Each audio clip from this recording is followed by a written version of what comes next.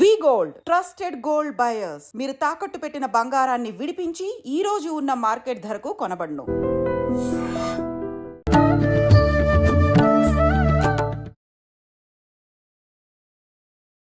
నమస్కారం, welcome to I dream. ధర్మ మార్గం విత్ విజిత కార్యక్రమానికి స్వాగతం. ప్రస్తుతం మనతో పాటు ఉన్నారు కాకినాడ కొప్పవరం గ్రామంలో ప్రణవ ఆశ్రమాన్ని నిర్మించి గత 5 సంవత్సరాల నుంచి కూడా ఆశ్రమంలో ఎంతో మందికి ఎన్నో రకాలుగా ప్రత్యేకించి వారు ఓంకారం పైన రీసెర్చ్ చేసి ఆ రీసెర్చ్ ద్వారా అసలు ఎలాంటి ఫలితం ఉంటుంది, ఓంకారం అనేది మన బ్రెయిన్ పై ఎలాంటి ప్రభావం చూపిస్తుంది, మనపై ఎలాంటి ప్రభావం చూపిస్తుంది అని ఒక రీసెర్చ్ చేసి రీసెర్చ్లో సక్సెస్ అయ్యి దాని తర్వాత ఎంతో మంది ఇప్పుడు ప్రస్తుతం ఇబ్బంది పడుతున్న విషయము మానసికంగా ఒక రకంగా ఇబ్బందులు పడి డిప్రెషన్కి వెళ్ళిపోయి ఎక్కువగా ఆడవాళ్ళనే చూస్తుంటాం. ఈ విషయంగా అంటే మగవారు లేరని కాదు, మగవారు కూడా ఉంటారు. చాలా డిప్రెషన్కి లోనయ్యి వాళ్ళు దాని నుంచి బయటపడలేక ఎన్నో ఇబ్బందుల పాలయ్యి మళ్ళీ నార్మల్ అయ్యి ఫ్యామిలీ లీడ్ చేసుకుంటూ అలా జీవనం కొనసాగించే వాళ్ళు ఉన్నారు. కొంతమంది జీవితాన్ని చాలించే వాళ్ళు ఉన్నారు. అటువంటి వారికి ప్రత్యేకించి ఓంకారం ద్వారా అమ్మగారు చేసిన రీసెర్చ్ ద్వారా వాళ్ళపైన అది ఎలా ప్రభావం చూపిస్తుంది, వాళ్ళని ఎలా బయటికి తీసుకురావచ్చు అని ఆ రీసెర్చ్ చేయడం జరిగింది. దానివల్ల చాలా మంచి రిజల్ట్ రావడం జరిగింది.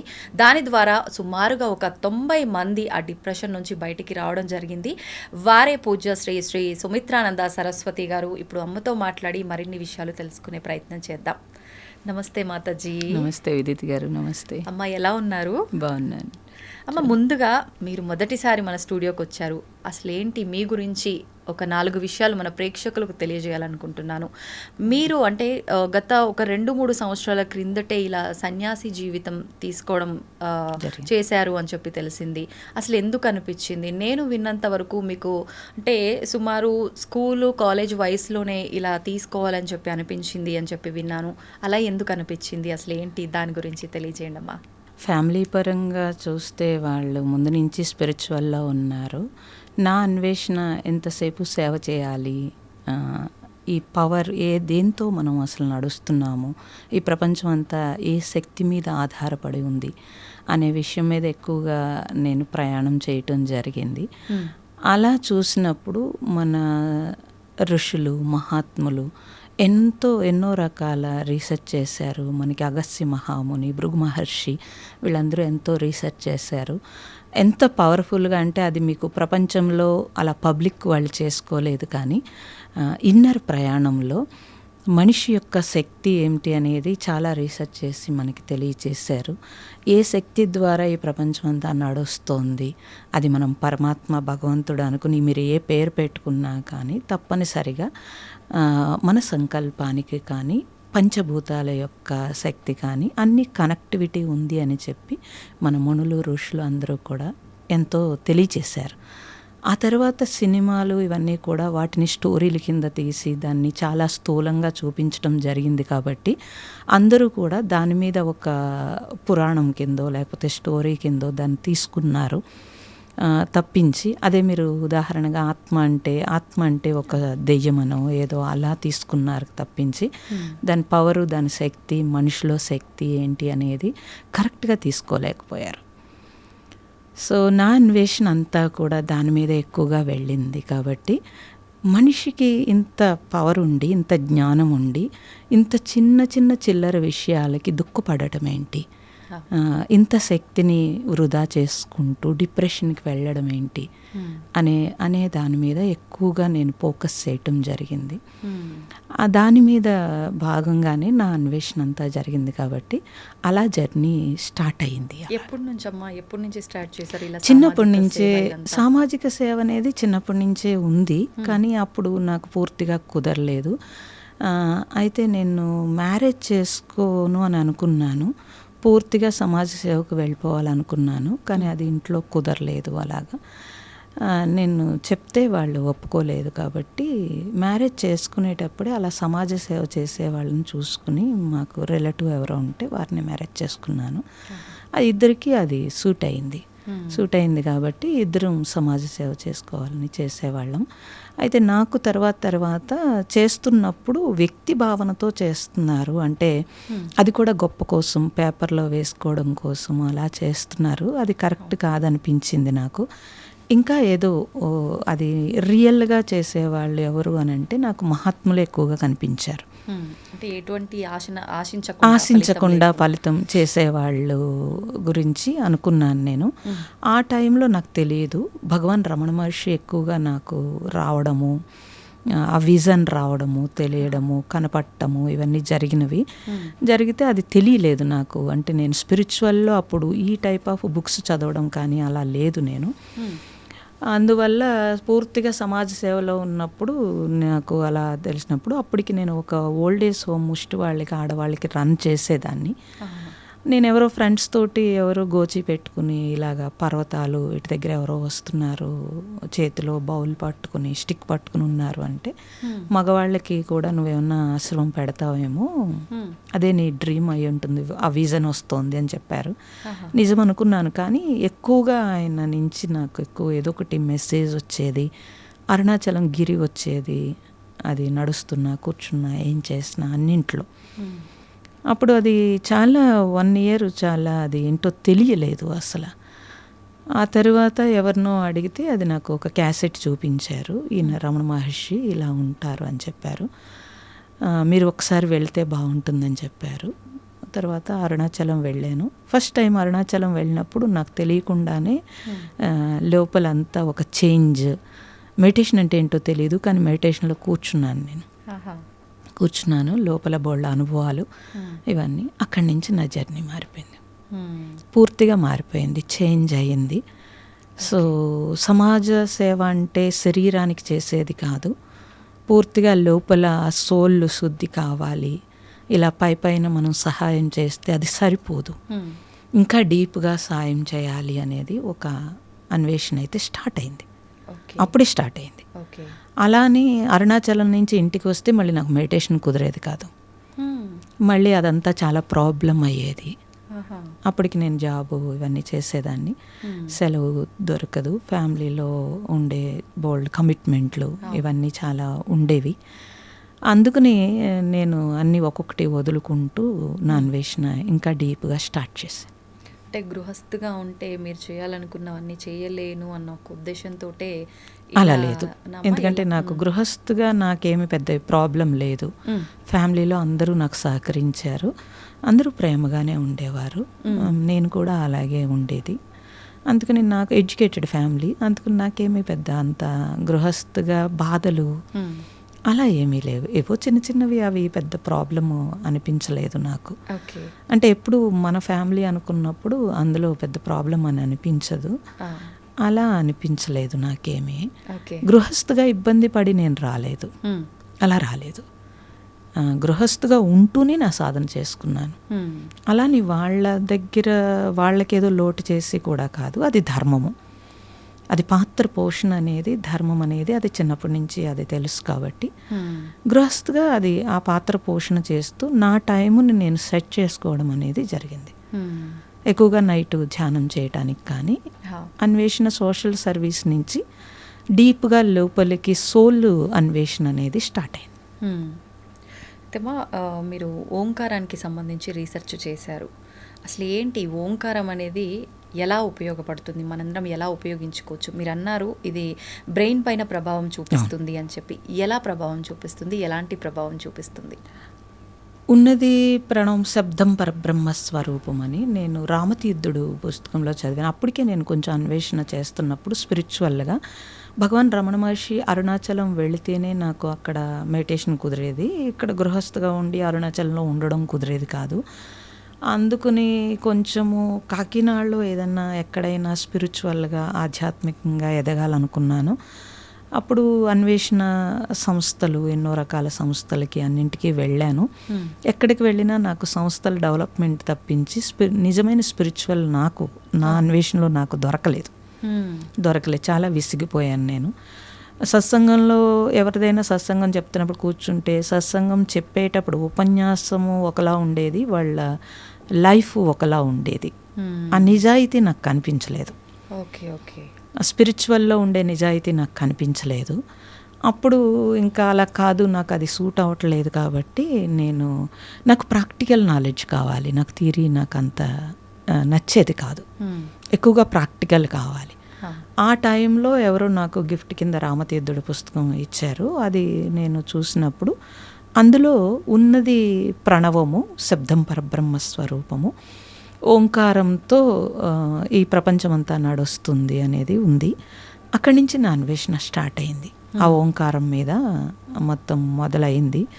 అది ఎలాగా శబ్దము ఎలా వస్తుంది, ఏమిటి, మన మాట లేకపోతే బయట పక్షులు, గాలి, నీరు అన్నింటి నుంచి ఆ శబ్దము ఎలా వస్తుంది అనేది అన్వేషణ స్టార్ట్ చేశాము. దాని మీద ఉపనిషత్తులు, మాండూక ఉపనిషత్తులో అన్నింటిలో ఓంకారం మీద ఉంటుంది. ఇదంతా మొత్తము స్టడీ చేయటం జరిగింది. అది ప్రాక్టికల్ అవ్వాలి. మళ్ళీ అవును, ప్రాక్టికల్గా నేను ఆ ఓంకారాన్ని, నాకు తెలియదు కాబట్టి, ఎవరు గైడెన్స్ లేదు కాబట్టి ఉట్టినే ఓం ఓం అని పలకడమే అనుకున్నాను నేను. సో అలా పలుకుతూ ఉన్నా అదేం నాకు పట్టు దొరకలేదు. కాకపోతే కొంచెం మనస్సు ప్రశాంతంగా అనిపించేది అంతే. కానీ దాన్ని బట్టి కుదిరేది కాదు. ఆ తర్వాత ఇంకా ప్రతి క్షణం ఇంకా దాన్ని పట్టుకుని ప్రతి క్షణం అన్నింట్లో ఆ శబ్దాన్ని చూసేటప్పుడు అది ఎలాగా కనెక్ట్ అవుతుంది, ఇవన్నీ అలాగా నాకు అలా ఒక 3 years ఏమో నాకు అయినప్పుడు ఇంకా అంతా ఓంకారమే అనిపించేది. ఇంకా ఏమీ నాకు బయట ఏది సరిగ్గా వినిపించేది కాదు. ఎవరు మాట్లాడుతున్నా అది ఓంకారం కింద అనిపించేది. అలా బాగుంది. ఇలాగ నేను ఇంకేమీ ఎవరి దగ్గరికి వెళ్ళక్కర్లేదు, ఇలా బాగుంది అని. ఇంట్లో కూడా ఏ పని చేస్తున్నా అన్నింట్లో ఆ శబ్దాన్ని ఓంకారం కింద కనెక్ట్ చేసుకోవడం మొదలుపెట్టాను. అప్పుడు ఏమైందంటే ఫ్యామిలీ లైఫ్లో కొంచెం ఇబ్బంది వచ్చింది. ఏంటంటే నాకు ఇంకేమి వద్దు, ఈ ఓంకారం ఒక్కటే చాలా అనిపిస్తూ ఆ శబ్దంతో అలా కనెక్ట్ అయిపోయి ఉండిపోయేదాన్ని. ఇప్పుడు ఇప్పుడు మనం ఒక దోశ వేసామనుకోండి, ఫస్ట్ సౌండ్ వస్తుంది కదా, ఆ శబ్దం కూడా నాకు ఓంకారం కింద అనిపించి దాంట్లో అలా ఏకమై ఉండిపోయేదాన్ని. ఈలోగా ఇది మాడిపోయేది. అప్పుడు కొంచెం ఇబ్బంది వచ్చేది ప్రతి దాంట్లో. ప్రతి చేస్తున్న పని పైన ధ్యాస ఉండేది కాదు, ఓంకారంలోనే నిమగ్నం అయిపోయి ఉంది. కూర్చుంటే ధ్యానము అసలు 8 గంటలు 7 గంటలు అలా ఏదో అలా ఒక డీప్ స్టేజ్కి వెళ్ళినట్టు అనిపించేది. అందరూ చెప్పేవారు ఇది సమాధి స్థితి అని. బాగుంది సమాధి స్థితి, తాటే రావట్లేదు అసలు. అప్పటికి చిన్న అమ్మాయి, ఆవిడ స్కూల్ నుంచి వస్తే మళ్ళీ డిస్టర్బ్ చేస్తుందని ఫ్యామిలీ లైఫ్లో కొంచెం అది డిస్టర్బెన్స్ వచ్చింది కొంచెం. అందుకోసం ఎక్కడైనా ఆశ్రమాల్లో ఉండిపోవాలి, ఎక్కడికైనా వెళ్ళిపోవాలి అలా అనిపించేది. కానీ ధర్మం కాదు, అది ధర్మం కాదు. మనం తీసుకున్న పాత్ర పోషణ చేయాలి. కొంచెం ఉమ్మడి కుటుంబం ఉండేది, వాళ్ళ పేషెంట్లు ఉండేవాళ్ళు, వాళ్ళని చూసుకోవడము ఇవన్నీ చాలా ఇబ్బంది అయ్యేది. రెస్పాన్సిబిలిటీని నేను తప్పించుకుంటున్నానేమో, అది కరెక్ట్ కాదు. అంటే తప్పించుకోలేను, అలా అని ఉండలేను. మెడిటేషన్ చేసుకోవాలి, టైం ఉండదు. ఈ ప్రాబ్లమ్ కొంచెం ఫేస్ చేశాను. అలాని వాళ్ళు ఎవరు ఇబ్బంది పెట్టలేదు, కానీ నాకు నేను ఇబ్బంది పడ్డాను. నన్ను ఎవరు రిస్ట్రిక్షన్ చేసి నువ్వు ఇది వద్దు అని నన్ను ఏమనలేదు, కానీ నాకు నేను ఇబ్బంది పడ్డాను. అంటే రెండు బ్యాలెన్స్ చెయ్యలేకపోవడం అనేది నేను ఇబ్బంది పడ్డాను. ఆ టైంలో నేను అరుణాచలం వెళ్ళిపోయి అక్కడ నేను కూర్చుని నేను రమణ మహర్షిని నాకు ఇదంతా విడుదల చేసే, నేను ఇక్కడే ఉండిపోతే బాగుండు అనిపించే స్థితి ఉండేది. ఎక్కువగా వెళ్ళిపోవడము ఇవన్నీ చేసేదాన్ని. ఆ టైంలో అక్కడ నేను మెడిటేషన్ హాల్లో మెడిటేషన్ చేసుకుంటున్నప్పుడు సుబ్రహ్మణ్య పోటీ గారని కేరళ వారు, నేను డిస్టర్బెన్స్ అవుతుందని బయటకు వచ్చేస్తుంటే నా వెంటపడి నాకు తెలియచేశారు, ఇలా కాదు సాధన, నువ్వు ఇంకా డీప్గా వెళ్ళొచ్చు, నేను చెప్తాను అంటే. వద్దు, నాకు అప్పటికే గురువులు అంటే నాకు నమ్మకం లేదు, వద్దు, నాకు ప్రాక్టికల్ నాలెడ్జ్, నాకు ఆల్రెడీ ఓంకారము నేను చేసుకుంటే నాకు వద్దు అంటే. కాదు, ఒక గురువు అవసరం అని చెప్పారు ఆయన. అంటే లేదు, ఆత్మే గురువు అని పుస్తకాలు చదివి ఆత్మే గురువు తప్పించి బాహ్య గురువు అవసరం లేదు అని నేను చెప్పాను. భగవాన్ అవసరం అండి, అవసరం అని తర్వాత తెలుసుకున్నాను. నిన్ను నువ్వు తెలుసుకోమన్నాడు కాబట్టి నన్ను నేను తెలుసుకుంటున్నాను కాబట్టి నాకు అవసరం లేదని చెప్పాను. కాదని వారు వెంటపడి నాకు కాకినాడ వచ్చి చాలా వెంటపడ్డారు. వెంటపడి సరే నా దగ్గర కూర్చో నువ్వు, అప్పుడు చూద్దామన్నారు. వారి దగ్గర కూర్చుంటే అంతకుముందు 8 గంటలు 10 గంటలు చేసే నేను వారి దగ్గర ఒక్క నిమిషం కూడా కూర్చోలేకపోయాను. ఎందుకని? వాళ్ళ పవర్ అలా ఉంది, వాళ్ళ శక్తి అలా ఉంది. సో ఎప్పుడు కూడా మనము చాలా గ్రేట్ అనుకుంటాము, మనకంటే గ్రేట్ పర్సన్ కనిపించినప్పుడే తెలుస్తుంది మనం ఎక్కడ ఉన్నాము అనేది. అంటే మీరు అంతంతసేపు ఓంకారనామం చేసి చేసి కూడా తర్వాత ఒక స్థితికి వచ్చిన తర్వాత కూడా వాళ్ళ నేను ముందు నేను నిల్చోలేకపోయాను. వాళ్ళంతా యోగ విద్యలు. మా నాన్నగారు కూడా యోగ విద్య ఉంది, కానీ అప్పుడు వాళ్ళు చెప్పినా నేను వినలేదు. సో వీరిని చూసిన తర్వాత నాకు అర్థమైంది, సో ఇది కాదు, అయితే ఏదో ఉంది అని తెలిసి వారి దగ్గర నేను ఇనిషియేషన్ తీసుకోవడము అన్నీ జరిగినవి. అక్కడి నుంచి ప్రాక్టీస్, రోజుకి 6 hours ప్రాక్టీస్, ఆహారం లేకుండా చేయాల్సి ఉండింది. గృహం దాటకుండా, ఆహారం లేకుండా అంటే ఇవన్నీ ఆహారం తీసుకోకూడదు. చేస్తున్నా. లేదు లేదు లేదు, నేను గృహంలో ఉన్నాను కాబట్టి నైట్ ఫ్రూట్స్ ఏదైనా తీసుకోవచ్చు, కానీ రోజంతా అసలు ఇంకా ఆహారం తీసుకోవడానికి కంప్లీట్. అవన్నీ చాలా నియమాలతో కూడుకున్న యోగ విద్యలు. అంటే ఎవరైనా ఇలానే చేయాల్సి ఉంటుంది? అలా ఏమీ లేదు, అలా మీకు మీరుగా పెట్టుకున్నదా? మీ వాళ్ళు ఇచ్చింది. ఓకే, వాళ్ళు ఇచ్చింది. అంటే అలా చేస్తే అది ఫలిస్తుందా? లేదు లేదు, లోపల పట్టు సాధించాలి అని అంటే ఇంద్రియ నిగ్రహం కావాలి ముందు. యోగ విద్యలో ఎప్పుడూ కూడా యోగం అంటే కలయిక కాబట్టి దీంతో మనం కలుస్తున్నామో అప్పుడు మన ఇంద్రియాలు ఎనర్జీ బయటికి వెళ్లకుండా ఒకే దాని మీద ఫోకస్ చేయాలి. అదే ఓంకారము. నేను బాహ్యం చేశాను, ఆంతరం చేసేటప్పుడు ఆ కనెక్షన్ కావాలి. కనెక్షన్ కావాలనంటే మన దృష్టి ఇంక దేని మీదకి ఫోకస్ అవ్వకుండా కంప్లీట్ మనతో, అది భగవాన్ నీతో నువ్వు ఉండడం అంటే అది చెప్పాడు, కానీ అది అర్థం అవ్వదు అందరికీ. మనతో మనం ఉండడం అని అంటే మనకి ఇప్పుడు చూడండి, మనతో మన కళ్ళు మూసు కూర్చున్నాం అనుకోండి, మన థాట్ ఏటో వెళ్ళిపోతుంది. మరి మీతో మీరు ఉన్నట్ట లేదు. మరి మీ థాట్ మీరు కంట్రోల్ ఎందుకు చేయలేకపోతున్నారు? ఆ కంట్రోల్ కోసం యోగ విద్య. అలాగే ఇప్పుడు రోడ్డు మీద నడుస్తున్నాము, ఎక్కడో మీకు ఒక వాసన, సమోసా వాసన ఏదో వచ్చింది, మీకు ఇష్టం అనుకోండి, మీరు వెంటనే మీరు అది తీసుకోవాలనిపించిన అప్పుడు టైం లేకపోయినా తర్వాతైనా అది తీసేసుకుంటారు. ఖచ్చితంగా. అంటే మనకి కంట్రోల్ లేదు. ఎవరో మనల్ని తిట్టారు, వెంటనే మనకి కంట్రోల్ ఉండదు, రియాక్ట్ అవుతాము. ఇవన్నీ చూసుకుంటే కనుక మన ఇంద్రియాల మీద, మన మనస్సు మీద మనకి గ్రిప్ లేదు. అప్పుడు నన్ను నేను ఎలా తెలుసుకుంటానండి? నన్ను నేను ఎలా పట్టుకుంటాను? భగవాన్ ఇది చెప్పాడు, కానీ భగవాన్ అందరికీ అర్థం కాలేదు. సో నన్ను నేను అన్వేషించటం అని అంటే అసలు నేనేంటి అనేది తెలియాలి ఫస్ట్. ఓకే, నా కంట్రోల్ ఏంటి అసలు ఇది కూడా తెలియాలి. నా మనసు, ఇవన్నీ ఇదంతా సాధనతోటే తెలుస్తుంది. ఆ సాధన చేయాలి అని అంటే తప్పనిసరిగా మనము నియమం అంటే ప్రత్యేకమైన నియమం అని కాదు, మన మీద మనకి గ్రిప్ కోసం అంతే. అది మనము చేసేటప్పుడే మనకు తెలుస్తుంది. అంటే అది ఆ వ్యక్తిపై ఆధారపడి ఉంటుందా? సాధన చేసే విధానము, ఎప్పుడు ఆ ఏకాగ్రత కుదురుతుంది? ఇప్పుడు మీరు చెప్పినవన్నీ ఆ జరిగే విధానం అంతా అందరికీ ఒకేలా ఉంటుందా? వాళ్ళు పెట్టే ఆ ఫోకస్ని, వాళ్ళు తీసుకునే ఏకాగ్రతను బట్టి ఉంటుందా? ఆలోచనలు కంట్రోల్ చేసుకునే విధానాన్ని బట్టి ఉంటుందంటారా? వాళ్ళ స్థితిని బట్టి ఉంటుంది. వాళ్ళ స్థితి అంటే వాళ్ళ జన్మలో వాళ్ళు తెచ్చుకున్న కోరికలు, లేకపోతే వాళ్ళ పరిసరాలు, పరిస్థితులు, వాళ్ళ మానసిక పరిస్థితి, తర్వాత వాళ్ళకి దొరికిన గురువు మీద శరణాగతి ఉండాల్సి ఉంటుంది, వాళ్ళ సపోర్ట్ కావాల్సి ఉంటుంది. ఏమీ లేకుండా అవ్వదమ్మా. ఎప్పుడు కూడా మనము ఇప్పుడు మీ కెపాసిటీ ఒక 10 kgs, ఈ చేత్తో ఒక 2 kgs ఎంతో ఎత్తారనుకోండి, ఈ చేయి సపోర్ట్ తీసుకుంటే కనుక ఒక 10 kgs 10 kgs పైకి లేపగలుగుతారు. అలాగే మన బ్రెయిన్ మీద మనకి ఆ గ్రిప్ సరిపోతే కనుక తప్పనిసరిగా మన బ్రెయిన్ ఫోకస్ ఎక్కడ పెట్టామో అక్కడి నుంచి గ్రిప్ తీసుకోగలుగుతాం.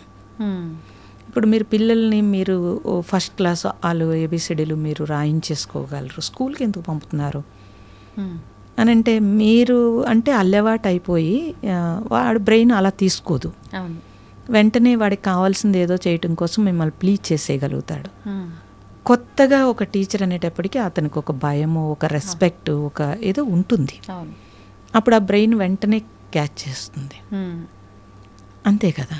మీరు చెప్పేసుకోగలరు, మీరు మినిమం 10th క్లాస్ వరకు మీరు చెప్పేసుకోగలరు, కానీ వాడికి ఒక క్రమశిక్షణ, వాడి బ్రెయిన్కి ఒక ట్యూన్ చేయటము అన్నీ ఉంటాయి కదా, ఇవన్నీ ఉంటాయి. అలా మీరు స్పిరిచువల్లోకి వచ్చేటప్పటికి దాని గురించి టోటల్ మనం అన్నీ తెలుసుకోవాలి అని అంటే ఆ నాలెడ్జ్ కావాలి, ఆ జ్ఞానం తెలుసుకోవాలి.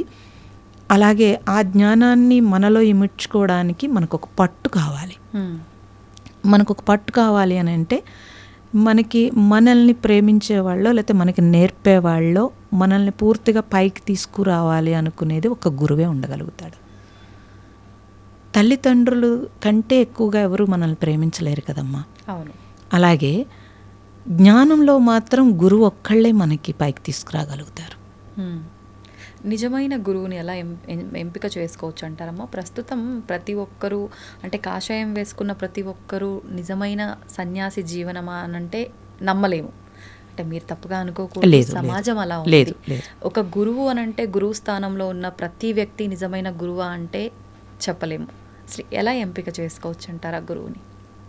అంటే ఇలా చెప్తే పీపుల్కి నచ్చదు, కానీ నిజమే చెప్పాలని అంటే వాస్తవం మాట్లాడితే కనుక మనం నిజాయితీగా ఉంటే నిజమైన గురువు దొరుకుతాడమ్మా.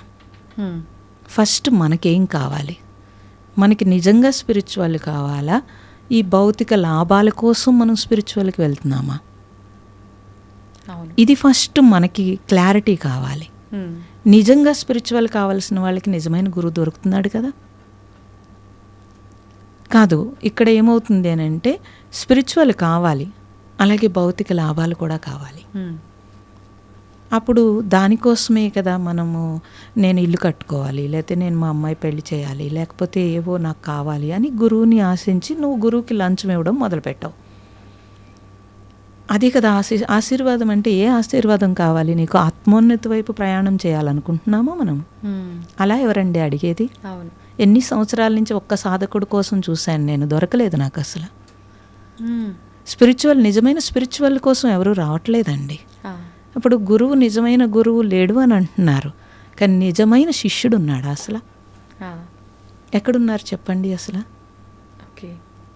అలా మనకి మనం క్వశ్చన్ చేసుకుంటే సరిపోతుంది. మీకు ఎక్కడైనా స్పిరిచువల్లో చూస్తే కనుక గురువుని నువ్వెతుక్కోకలేదు, నువ్వు తయారై ఉంటే గురువుని ఎదురుపడతాడని శాస్త్రం చెప్తోంది మనకి. అందరు మహాత్ములకి అదే జరిగింది.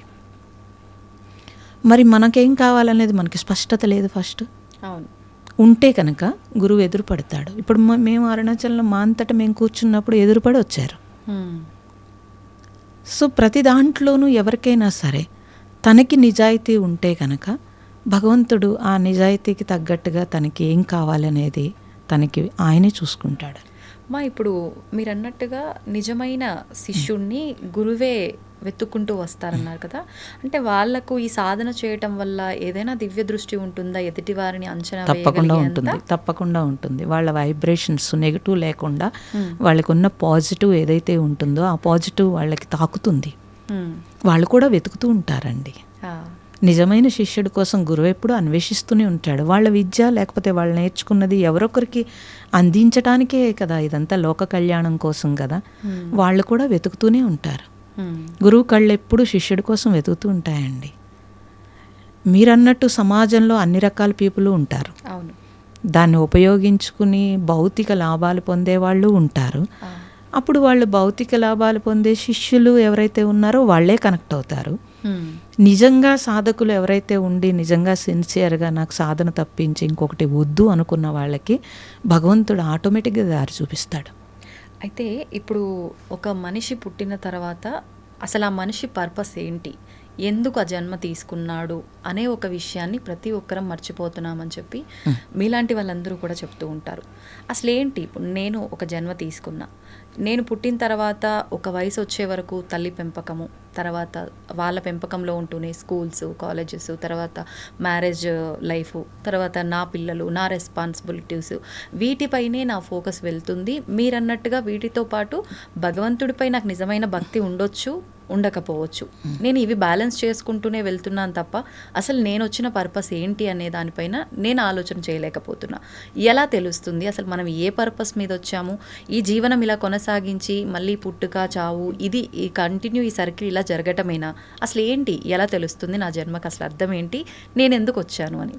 మీకే అనిపిస్తూ ఉంటుంది. మీకు చేస్తున్న పని మీద విసుగు, చిరాకు, లేకపోతే ఏదో ఇబ్బంది, లేకపోతే బాధ వచ్చినప్పుడల్లా మీకు అనిపిస్తూనే ఉంటుంది ఇది కాదు జీవితం అని.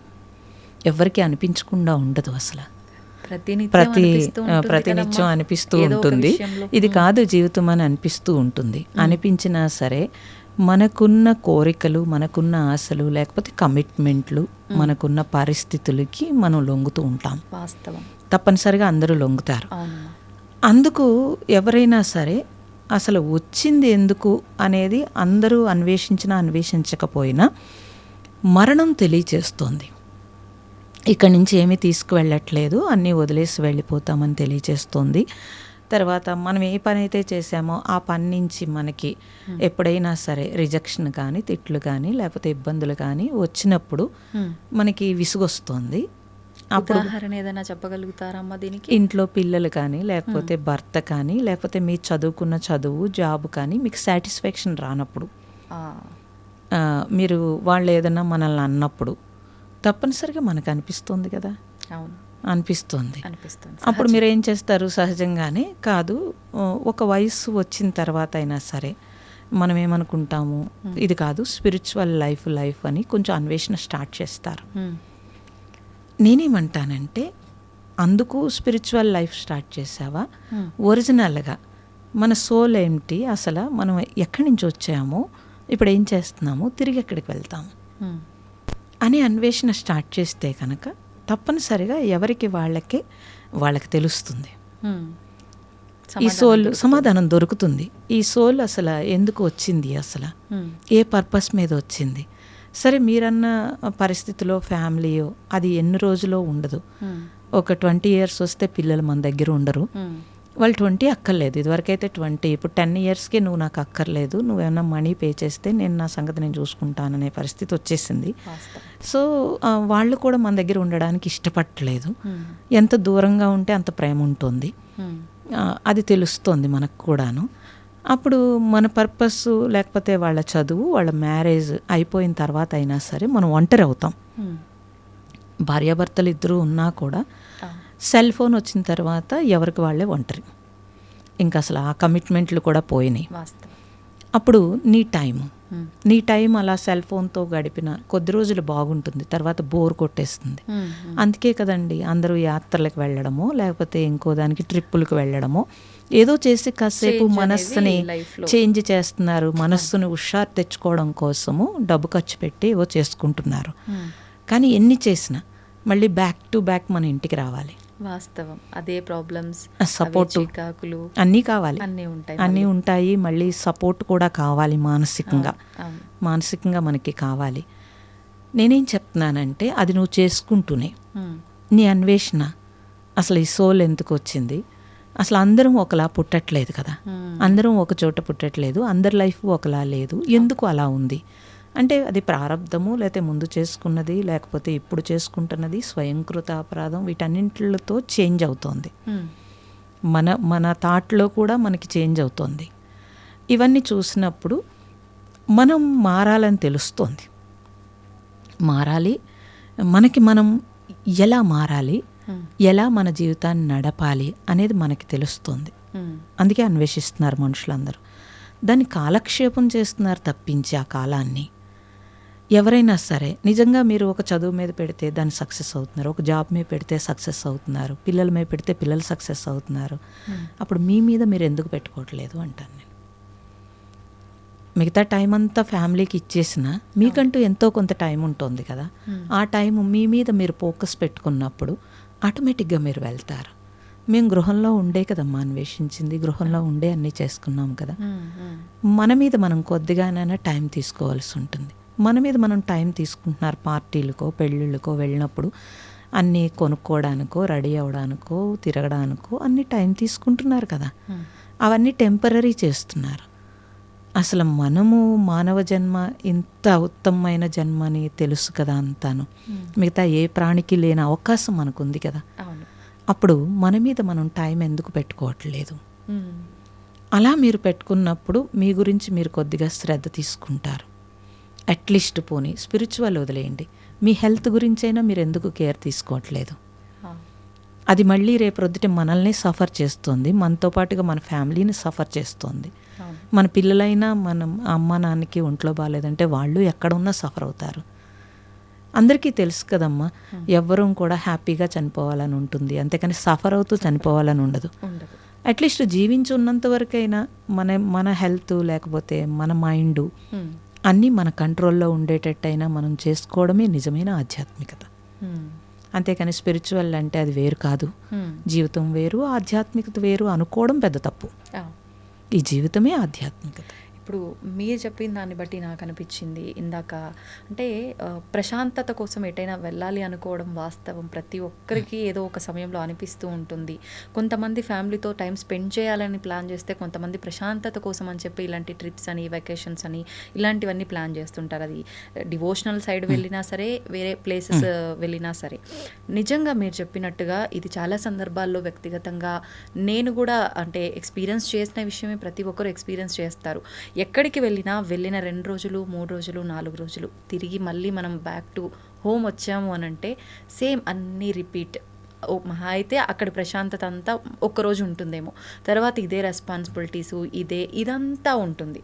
ఇదంతా లేకుండా ఉండాలి అంటే ఇప్పుడు మీరు చెప్పినట్టుగా నిజమైన ఆధ్యాత్మికత అంటే ఏ కోరికలు లేకుండా ఒక స్థితికి వెళ్ళాలి అంటారు కదా. అంటే భగవంతుడికి సేవ చేసుకోవడము, మనని మనం తెలుసుకోవడము అన్నారు. అది చేస్తేనే ఈ యొక్క ఆలోచన అనేది కంప్లీట్గా మనం ఆత్మానందం పొందటానికి కారణం అవుతుందా? అంటే కోరిక లేకపోవడం అనేది ఎలా కుదురుతుందండి? అన్నీ కోరికలే కదా. సహజం కదా, సహజం అది. ఇప్పుడు మీరు ప్రశాంతంగా ఉండడం అనేది కూడా కోరికే కదా. అవును. కానీ ప్రశాంతత మీలో కావాలా, బయట కావాలా? ఇది ఫస్ట్ తెలియాలి. మీలోనే కావాలి అని అంటే కనుక ఇప్పుడు మీరు ఎక్కడికో ట్రిప్కి వెళ్ళారు, అక్కడ ప్రశాంతంగా ఉంది అని మీరు అంటున్నారు. ఎందుకు ఉంది అక్కడ? ఇది మీరు గమనించాల్సిన విషయం. అది ట్రిప్లో ఉందా, లేకపోతే మహాత్ములు నడయాడిన ప్లేసులకి వెళితే వచ్చిందా? ఇది మనం స్థల ప్రభావమా? ఇది మనం గమనిస్తే కనుక ఏది చేసినా సరే ఫస్ట్ మీరు తెలుసుకోవాల్సింది ఏంటంటే, ఫస్ట్ మీరు ట్రిప్కి వెళ్ళేటప్పుడు మీ ఇల్లు, మీకుండేవి అన్ని కమిట్మెంట్లు అన్నీ ఫస్ట్ పక్కన పెట్టారు. అందుకు ప్రశాంతత వచ్చిందా, లేకపోతే ప్లేస్లో ప్రశాంతత వచ్చిందా? ఇది మీరు గమనించాల్సిన విషయం.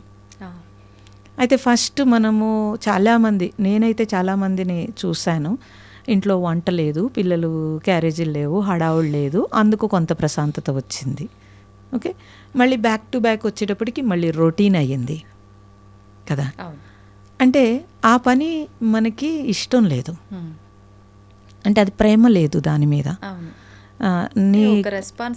పాత్ర పోషణ లేదు, తప్పదు అని చేస్తున్నాం, పాత్ర పోషణ లేదు. పాత్ర పోషణ ఉంటే కనుక మన పూర్వీకులమ్మ, మీరు పూర్వీకులను చూసుకోండి, మీ అమ్మమ్మ గారినో లేకపోతే అమ్మగారినో చూసుకోండి, వాళ్ళెవ్వరూ కూడా వాళ్ళ ధర్మం తప్పలేదు. వాళ్ళ పాత్ర పోషణే వాళ్ళ జీవితం అనుకున్నారు. అసలు వచ్చిందే అందుకు, ఇక్కడికి వచ్చిందే మన సోల్ ఏంటంటే మనం ఇక్కడ ఉన్న రుణాలను తీర్చుకోవడానికి అసలే కదా. రుణానుబంధ రూపేణ పశుపత్ని సుతాలయ అన్నారు. సో అన్ని రుణాలతోటి ఇంత బ్యాగేజ్తో వచ్చాం. వచ్చినప్పుడు ఈ బ్యాగేజ్ని ఇక్కడ వదిలించుకుని, మానవ జన్మ కాబట్టి జ్ఞానంతో ఇంకా బ్యాగేజ్ ఖాళీ చేసుకుని వెళ్ళాల్సి ఉంది.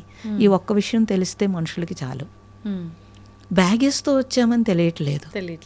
ఈ బ్యాగేజ్ని మోస్తూ ఇంకొంచెం బ్యాగేజ్ని తెచ్చుకుంటున్నారు, మూట కట్టుకుంటున్నారు. ఎలాగూ చేస్తున్నారు పని, ఎలాగో పిల్లల్ని పెంచటము అన్నీ ఎలాగూ చేస్తున్నారు, కానీ అది ధర్మంగా చేయట్లేదు, సక్రమంగా చేయట్లేదు. లేకపోతే నిన్నటిది మొన్నటిది ఫ్రిడ్జ్లో పెట్టి మళ్ళీ వాడు ఆరోగ్యం పాడు చేయడం ఏంటండి పిల్లలకు కూడా? పూర్వం చేశారమ్మా అసలు లేదు, మరి ఇప్పుడు ఎందుకు చేస్తున్నారు?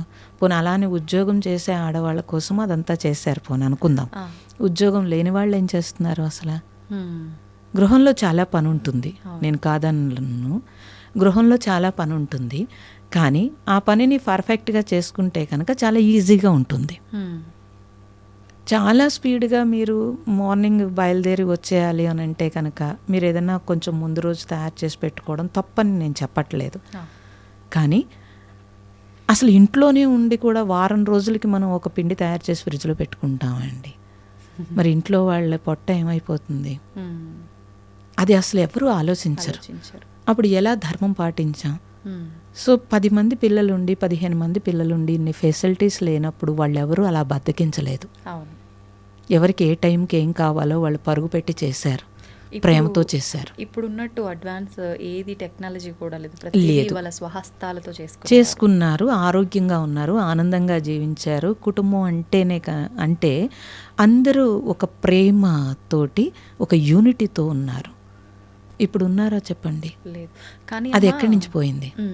అప్పటి కాలంలో మీరన్నట్టుగా ఏదైతే ఈ స్త్రీలు వాళ్ళ ధర్మాన్ని వాళ్ళు కరెక్ట్గా నిర్వర్తించారో, మగవారు ఒక్కరే అప్పట్లో అంటే వ్యవసాయం చేసిన సంపాదన అనేది వారొక్కరిపైనే ఉండేది. వాళ్ళ కర్తవ్యం వాళ్ళు కరెక్ట్గా నిర్వర్తిస్తే వీళ్ళ కర్తవ్యం వీళ్ళు కరెక్ట్గా నిర్వర్తించారు. కానీ ఇప్పుడున్న విధానం అంతా కూడా పరిస్థితుల రీత్యా అనుకోవచ్చు, ఇంకా ఏదైనా అనుకోవచ్చు, అన్నీ మారుతూ వచ్చాయి కదమ్మా. అప్పుడు ఇది బ్యాలెన్స్ చేయడం కష్టం అవుతుంది కదా. తప్పు కాదు.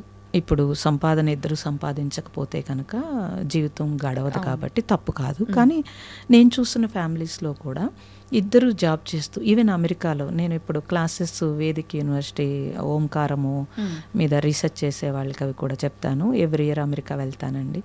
అక్కడ కూడా చూస్తున్నాను సైంటిస్టులు పెద్ద పెద్ద వాళ్ళు కూడా వాళ్ళు హోమ్ ఫుడ్ తయారు చేసుకుంటారు. అస్సలు టైం లేకపోయినా రెడీమేడ్ ప్యాక్డ్ ఫుడ్ తీసుకోరు అసలు.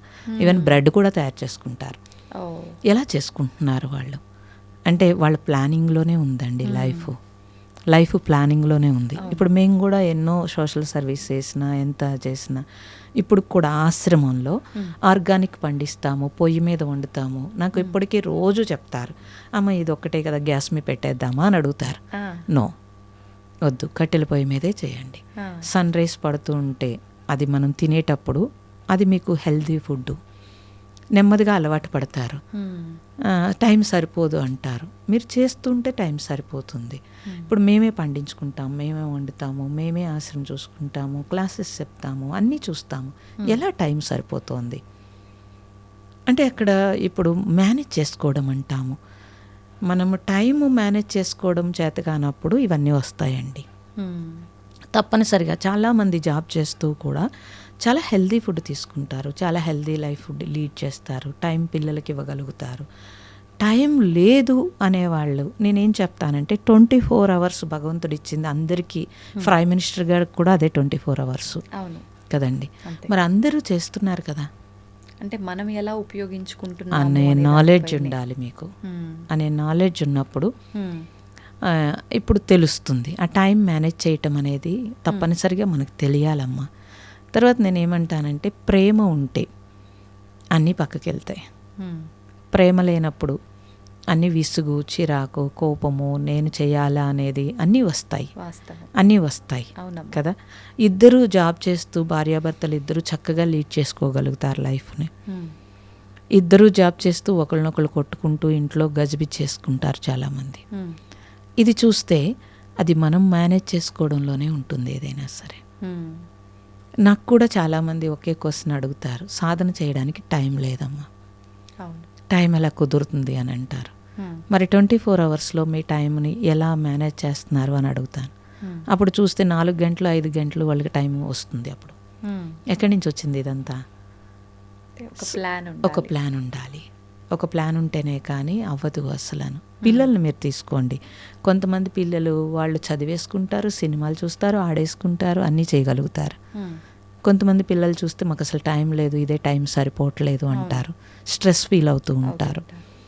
అంటే దాన్ని మేనేజ్ చేసుకునేది పేరెంట్స్ కరెక్ట్గా చేస్తే పిల్లలు కూడా కరెక్ట్గానే చేస్తారు. మనం పిల్లల్ని పెంచాలనుకుంటున్నాము, కానీ వాళ్ళు ప్రాక్టికల్గా పెరగాలి అని అంటే వాళ్ళు చూసి పెరుగుతారు. పేరెంట్స్ సక్రమంగా ఉంటే తప్పనిసరిగా పిల్లలు చూసి పెరుగుతారు. సో తప్పనిసరిగా మన పెద్దవాళ్ళు చూడండి అమ్మ, వాళ్ళు దేనికి వాల్యూ ఇవ్వాలో దానికే వాల్యూ ఇచ్చారు కాబట్టి వాళ్ళ దగ్గర టైం ఉంది. అప్పుడు మనం అది ఇవ్వట్లేదు. దేనికి ఇంపార్టెన్స్ ఇవ్వాలి అది ఇవ్వట్లేదు మనం, అందువల్ల మన దగ్గర టైం లేదంటున్నాను నేను. జాబు తప్పనిసరిగా అవసరము, జాబు అవసరం లేదని ఎవరు చెప్పరు అసలు. కానీ మీరు జాబ్ చేస్తున్నప్పుడు మీకు కాన్ఫిడెన్స్ ఉంటుంది, మీ అచీవ్మెంట్ ఉంటుంది, అన్నీ ఉంటుంది, ఇంకా బాగా మేనేజ్ చేసుకోగలుగుతారు. అంటే మీ బ్రెయిన్ కూడా ఇంకా షార్ప్ అవుతుంది అన్నింటిలో షార్ప్ అవుతుంది. ప్రతి దాంట్లోనూ మీరు మీ కాన్ఫిడెన్స్ లెవెల్స్ పెరుగుతూ ఉంటాయి. అప్పుడు అంటే ఇంట్రెస్ట్ లేక, ఇప్పుడు జాబ్లో మీరు తప్పనిసరిగా మీరు ఆఫీస్లో ఎన్ని రకాలు అందరికంటే ఉన్నతంగా ఎదగడానికి ఎన్నో రకాలు ట్రై చేసుకుంటున్నారు కదమ్మా. సో ఫ్యామిలీలో ఆ ఇంట్రెస్ట్ చూపిస్తే కనుక ఫ్యామిలీ లైఫ్ చాలా బాగుంటుంది. మనల్ని కేర్ చేసేది, లవ్ చేసేది ఒక ఫ్యామిలీయే కదా. అది మనకి బూస్టింగ్ అవుతుంది, తప్పనిసరిగా ఇంకొంచెము ఎంకరేజ్ అవుతుంది. అయితే అందరికీ ఇంట్లో సహకరించకపోయే వాళ్ళు ఉండవచ్చు గాక, నేను ఉంటారని నేను అన్ను. కానీ నేనేమంటానంటే ఒక మ్యారేజ్లో ఎప్పుడూ కూడా పాజిటివ్ ఎన్ని ఉంటాయి, నెగిటివ్ అన్నీ ఉంటాయి. మనం రెండు తీసుకోగలిగితేనే లైఫ్ సరిగ్గా వెళుతుంది. నాకు పాజిటివ్ ఒకటే కావాలి, నాకు నెగిటివ్ వద్దంటే ఘర్షణ వస్తుంది. అది ప్రాబ్లం. యాక్సెప్ట్ చేయగలగాలి. ఆ యాక్సెప్ట్ చేయడానికి స్పిరిచువల్ ఉపయోగపడుతుంది. మా స్పిరిచువల్ అంటే ఇప్పుడు ఒక్కొక్కరు ఒక్కో రకంగా, అంటే భగవంతుణ్ణి పూజించే విధానం కానివ్వండి, ధ్యానించే విధానం కానివ్వండి, ప్రతి ఒక్కటి కూడా నవవిధ భక్తి మార్గాలు అని చెప్పి మనం అది నామం తలుచుకుంటున్నామా, ఎవరైనా చెప్తే వింటున్నామా, మన నోటి ద్వారా ఎవరికైనా చెప్తున్నామా, లేదు అంటే భగవంతుడి ముందు కూర్చొని మనం పూజ చేస్తున్నామా, ఇలా రకరకాలుగా ఎవరికి తోచింది వాళ్ళు. ఇదంతా నేనేం చేయను, కూర్చొని ఒక నామము లేదు, ఏదీ లేదు, నా పాటికి నేను సైలెంట్గా అలా నమస్కారం చేసుకొని కూర్చుంటా అనంటే అలా చేసుకున్నా కూడా అది సాధన కిందే వస్తుందా? మీరన్నట్టుగా ఒక స్థితికి వెళ్ళే అవకాశం ఉంటుందా? లేదు అనంటే ఏదో ఒక నామాన్ని, ఇప్పుడు మీరు చెప్పినట్టుగా ఓం అనే దాన్ని మీరు తీసుకున్నారు, ప్రణవాన్ని. అలా ఏదైనా ఖచ్చితంగా భగవంతుడి నామాన్ని కానీ ఏదైనా మంత్రాన్ని కానీ తీసుకోవాల్సి ఉంటుందంటారా? మీ మానసిక పరిస్థితిని బట్టి ఉంటుందమ్మా. మీరే అన్వేషించుకోవాలి మీకు ఏది సూట్ అవుతుంది. అందరికీ అన్నీ సూట్ అవ్వవు. మీకు ఎలా నచ్చుతుంది. కొంతమందికి దీపం పెట్టి మంత్రం చదివి పూజ చేస్తే చాలా బాగుంటుంది. అలా అని ఎప్పుడూ అలాగే బాగోదు. వాళ్ళ లోపల ఇంకా ఎదుగుతున్న కొలది ఇంకా అన్వేషణ స్టార్ట్ అవుతుంది. కొంతమందికి మంత్రం ద్వారా మనస్సు నెమ్మదిస్తుంది. అది మీరు చూసుకోవలసి ఉంటుంది. ట్రై చేస్తారు అందరూ, ఏది చేస్తే బాగుంటుంది అనేది ట్రై చేస్తారు. చేసి కొన్ని రోజులు ఇది చేస్తారు, కొన్ని రోజులు అది చేస్తారు, కానీ మొత్తం మీద ఎక్కడో చోట స్థిరమవుతారు. అన్వేషణలో ఆ నాలెడ్జ్ పెరిగే కొలది వాళ్ళకే ఎక్కువగా తెలుస్తూ ఉంటుంది. ఈలోగా ఇది మంచిది అది మంచిది అన్నది కూడా ఎవరెవరికి ఏది సూట్ అవుతుంది అనేది వాళ్ళ సంస్కారము, వాళ్ళ పూర్వజన్మ వాసన, లేకపోతే వాళ్ళ మానసిక పరిస్థితి, వీటన్నింటిని బట్టి ఆధారపడి ఉంటుంది. అందుకు నేనేం చెప్తానంటే ఏది చెడ్డది కాదు, ఏది మంచిది కాదు, నీకేం కావాలి ఫస్ట్, ఎలా చేస్తే నీ మనస్సు నెమ్మదిస్తోంది, ఎలా చేస్తే నీ పరిస్థితి. అందరికీ ఇంట్లో పరిస్థితులు అన్నీ సూట్ అవ్వవు. నేను ఒక గంట ధ్యానం చేసేస్తానంటే ఇంట్లో కొంతమందికి కుదరదు. నేను ఒక గంట పూజ గదిలో ఉండిపోతాను అంటే కుదరదు కొంతమందికి. అందుకని మీకు ఎలాగ సూట్ అవుతోంది ఫస్ట్ అది మీరే చూసుకోవాల్సి ఉంటుంది.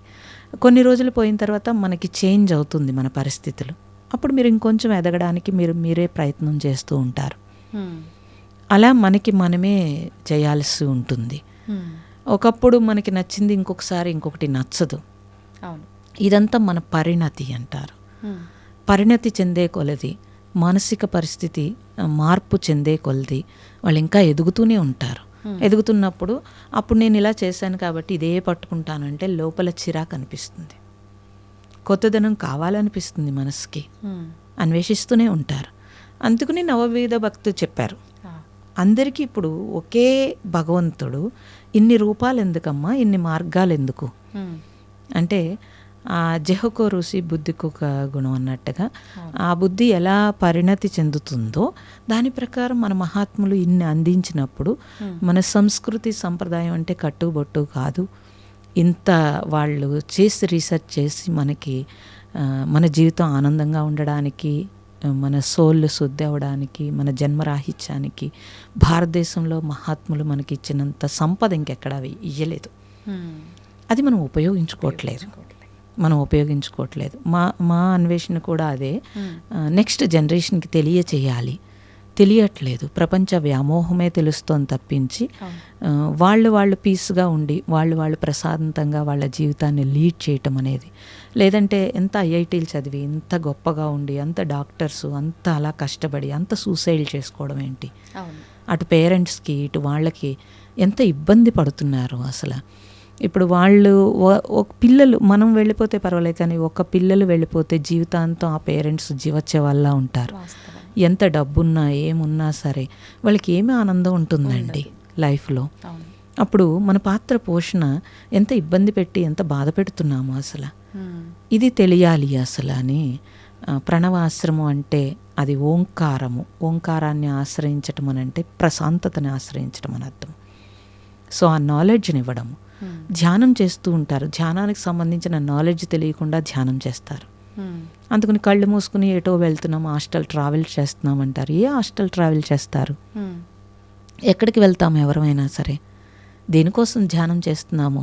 ప్రశాంతత కోసం. మరి అది మానేసి నాకు అది కనిపించింది ఇది కనిపించింది, ఇవాళ నిన్న కనిపించింది ఇవాళ కనిపించలేదు, ఇవాళ వినిపించలేదు, ఎవరికో ఏదో అనుభవం వచ్చింది నాకు రాలేదు, ఈ బెంగ ఈ బాధ, ఇంకొంచెం డిప్రెషన్లోకి వెళ్తున్నారు. అందుకోసం మేము మీడియాకి రావాల్సి వచ్చింది. లేకపోతే ఎన్ని సంవత్సరాలు మీడియాకి రాంది, ఇప్పుడు మీడియాకి ఎందుకు రావాల్సి వస్తుంది అని అంటే పీపుల్ చాలా సఫర్ అవుతున్నారు ఈ విషయంలో. స్పిరిచువల్ అంటే సరైన అర్థమే తెలియదు. స్పిరిచువల్ అంటే ఏదో అనుకుంటారు. కాదు, నిన్ను నువ్వు మార్చుకోవడానికి, నీ గురించి నీకు తెలియడానికి, నీతో నువ్వు ఉండడానికి, తద్వారా నీ పాత్ర సవ్యంగా పోషణ చేయటానికి, ప్రారబ్ధం వదిలించుకోవడానికి, కొత్త ప్రారబ్ధం రాకుండా సోల్ శుద్ధి అయి పరమాత్మలో కలవడానికి స్పిరిచువల్. అంటే ఇప్పుడు మనకు గత జన్మ కర్మ ఉండబట్టి, అంటే కొంతమంది వాదిస్తుంటారమ్మా మొండిగా, ఏం చేసినా వేస్ట్లే, ఆల్రెడీ నేను ఏది గత జన్మలో చేసుకున్నానో దాని ఫలితమే ఇప్పుడు అనుభవిస్తున్నానంట, నేను ఇప్పుడు కొత్తగా ఏమన్నా చేసినా మారేది ఏమీ లేదు, నాకు ఎలా రాసి పెట్టిందో అలానే జరుగుతుంది, అలా మాట్లాడతారు. మరి అలాంటి వాళ్ళని మనం అసలు మార్చగలమా? నిజంగా ఆ ఉద్దేశంతో ఉన్నవాళ్ళు ఇలా మీరు చెప్పిన ఈ ప్రణాళిక, ఈ సాధన, ఇవన్నిటి వల్ల వచ్చే జన్మలో వాళ్ళకి మంచి జరుగుతుందా? లేదు అంటే ఆ గత జన్మ కర్మలు తగ్గించుకొని ఇప్పుడు కూడా మంచిగా ఉండే అవకాశం ఉంటుందా? ఇప్పుడు ఎప్పుడైతే గత జన్మ జరిగిందే జరుగుతుంది కాబట్టి నేనేం చేయక్కర్లేదు అన్నప్పుడు, ఇప్పుడు నేను నడుస్తుంటే నా మెళ్ళో గొలుసు ఎవరో తీసేసుకుంటున్నారు అనుకోండి, ఓకే గత జన్మలో ఎవరిదో దొబ్బేసి ఉంటాను, ఇప్పుడు వాడు తీసుకెళ్తున్నాడని ఊరుకోగలుగుతారా? అస్సలు ఊరుకో. మరి పిల్లలు ఏదన్నా చేస్తే ఊరుకోగలుగుతున్నారా? లేదు. మరి అక్కడ చెప్పొచ్చు కదా ఈ సమాధానం. అక్కడెందుకు చెప్పట్లేదు? కోపం వస్తుంది, చిరాకు వస్తుంది, విసుగొస్తుంది, నా కర్మ ఇలా కాలిపోయింది అనిపిస్తోంది. అదెందుకు అనిపిస్తోంది? ఇవన్నీ అనిపించకుండా ఉండడానికి మనం ఏదైనా చేయగలగాలి. సో గత జన్మ తాలూకా వాసనే ఇప్పుడు ఉన్నా కూడా, అంటే గత జన్మ తాలూకా అంటే పుట్టుకే కదమ్మా అదంతా. మీరు ఎక్కడ పుట్టారో అన్న దాని మీదే అక్కడ డిసైడ్ అయిపోయింది అక్కడ, అంతే. అది దాని తర్వాత కొన్ని స్వయంకృత అపరాధాలు ఉన్నాయి. ఇప్పుడు గత జన్మలో నాకు ఇదే ఇష్టం కాబట్టి నేను ఇలాగే తింటాను అని అంటే నీ ఆరోగ్యం పాడవుతుంది, డాక్టర్ చెప్తాడు వద్దని, నువ్వు ఆపాలా ఆపొద్దా? ఆపాల్సిందే. మరి అదంతా ఎందుకు చేస్తున్నాము? అందుకని ఇదంతా వితండవాదం కింద మాట్లాడటం కాదు, ప్రాక్టికల్గా మనం చూసుకోవాల్సి ఉంటుంది. మనం చేస్తున్నది, మనం మాట్లాడుతున్నది ఒకటే అయిందా, లేకపోతే మనం చేస్తున్నది వేరు, మాట్లాడుతున్నది వేరు. ఆ రెండు ఏకం కానప్పుడు నీ మనస్సు ఎప్పుడు ప్రశాంతంగా ఉండదు. ఆ రెండు ఏకమైతేనే నువ్వు ప్రశాంతంగా ఉంటావు. మాట్లాడటం చాలా ఈజీ, కానీ ఆచరణలో చాలా కష్టం.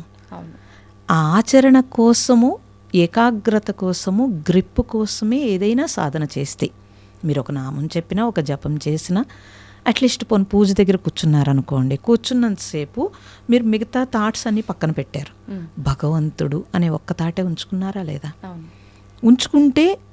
ఉంచుకుని ఆ పూజ చేసినప్పుడు ఆ ప్రశాంతత వేరు.